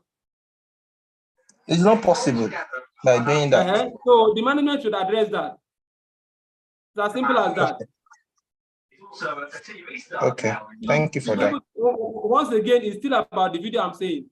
Go to that. You need to we need to learn how to communicate the effect of lack of safety practices to the management. Okay. It's not about now. We need to learn how to communicate the effect of the lack of safety practices. Please let us mute. Let us mute, please. You need to know how to communicate the effect of not having good safety practices to our management. And that communication comes in when we let them know what they are likely to lose or what they are already losing. It's not only about what brings money in, it's about what takes money out. We need to understand that. You should understand what takes money out. What takes money out, not only what takes money in. Your company might be generating 5 billion and they are spending 2 billion on say practice, or a particular accident can happen that can cost them their own revenue. Past accidents, past records, quality issues, continuous engagement of customers, customer satisfaction, how safety can help them to improve their quality of their services, and how we can help them to portray a better image that we invite more clients. Some clients today want to have records, want to engage only with companies that have deliberate about safety. How do they meet up with that requirement? These are ways you can communicate with your management. Once again, that's my video that I said. Go and watch that video. Safety, a tool to quality deliverable, and safety, a tool to project productivity and quality deliverable. Then someone is saying you can share the workers into teams, and those that are frontline use the PPE, while the rest work on the less required PPE. Yes, but once again, human behavior needs to be understood. Human behavior needs to be understood. For those that have worked with different people with human behavior, you will find out at the end of the day that those without happy people will start doing that same work that you thought that only those that are happy people should work with. So the best is to let it go round. The issue now is not about the PPE now, it's about management commitment. So you need to address it from the root. You need to address it from the root. You need to address it from the root. Address it from the root and get the management buy-in and find a way to ensure that everyone is engaged in ensuring compliance to health and safety generally. So we are having some other feedback from people. He said you push it to the management, let the management know the urgent and sensitive the PPE that they need.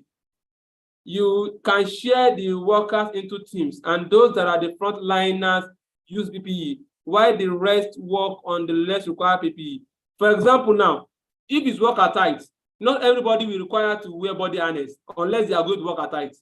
So those that are working on the ground floor may not need body harness, but there are some generally required PPE, which I think this person is talking about, and that is generally required.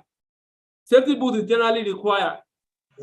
Hand glove is specific, but in the construction side, it's more generally required. And eye goggle, some companies have their first 4. They call it the compulsory 4. While some have the compulsory 3, some have the compulsory 5. It's really reflective jacket. So there's a generally required PPE that, irrespective of your work location, you must have it. Even as a visitor, you must have it. That is your safety boot, you add that, your reflective jacket. Some companies we had your goggle to it, and some we had your hand glove. So please let us understand these things before we give a generic generic response. Thank you very much. So once again, if you are interested in this training, it is promisingly going to be effective, and it will build our competency level. It will build our level of understanding and our perception on this course we are going to talk about. Talking about control of substance hazardous to health. Very important topic. Very, very important topic that we all need to attend to. Then hazard identification and risk assessment training. This also, some of us cannot develop an HIRA. I've seen so many people come to the group. Please, who has HIRA for this activity? You need to be able to, and all these things are not difficult to develop. Once you know how to develop it from the beginning, then you'll be able to use your template and develop it for whatever you want to do. And it's always very engaging and interesting. So let us try. If you are interested, let me know. And we have a pre-recorded version of our 3 days technical safety training course, which include accident investigation and risk management, job hazard analysis, and HSE data analysis, and dashboard presentation. So if you are interested, please kindly chat me up and let us know. Thank you very much once again for staying to the end. We appreciate you. Once again, next week, we'll be having next week, most likely, we'll be having another enlightenment session. Do well to join us again, and let us learn together. Thank you so much, and God bless you.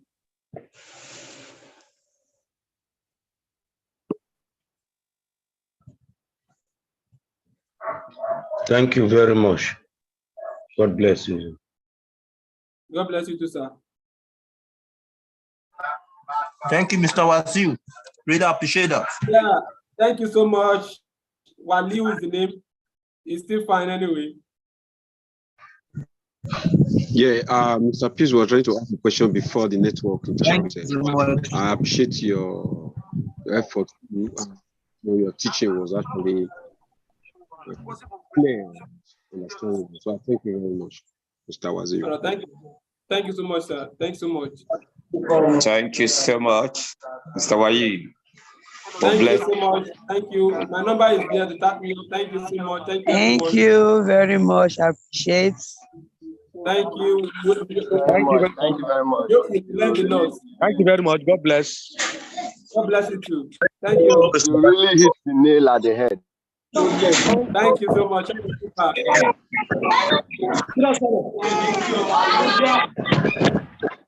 Thank you very much, sir. We're still waiting for you to come and join the Labour Party. Labour Party for safety. I comment my reserve. I comment my reserve. He said he wants. He said after the election he wants to join. So I comment my reserve. So don't please, comment it, we're say expecting that you. I comment my reserve. No problem.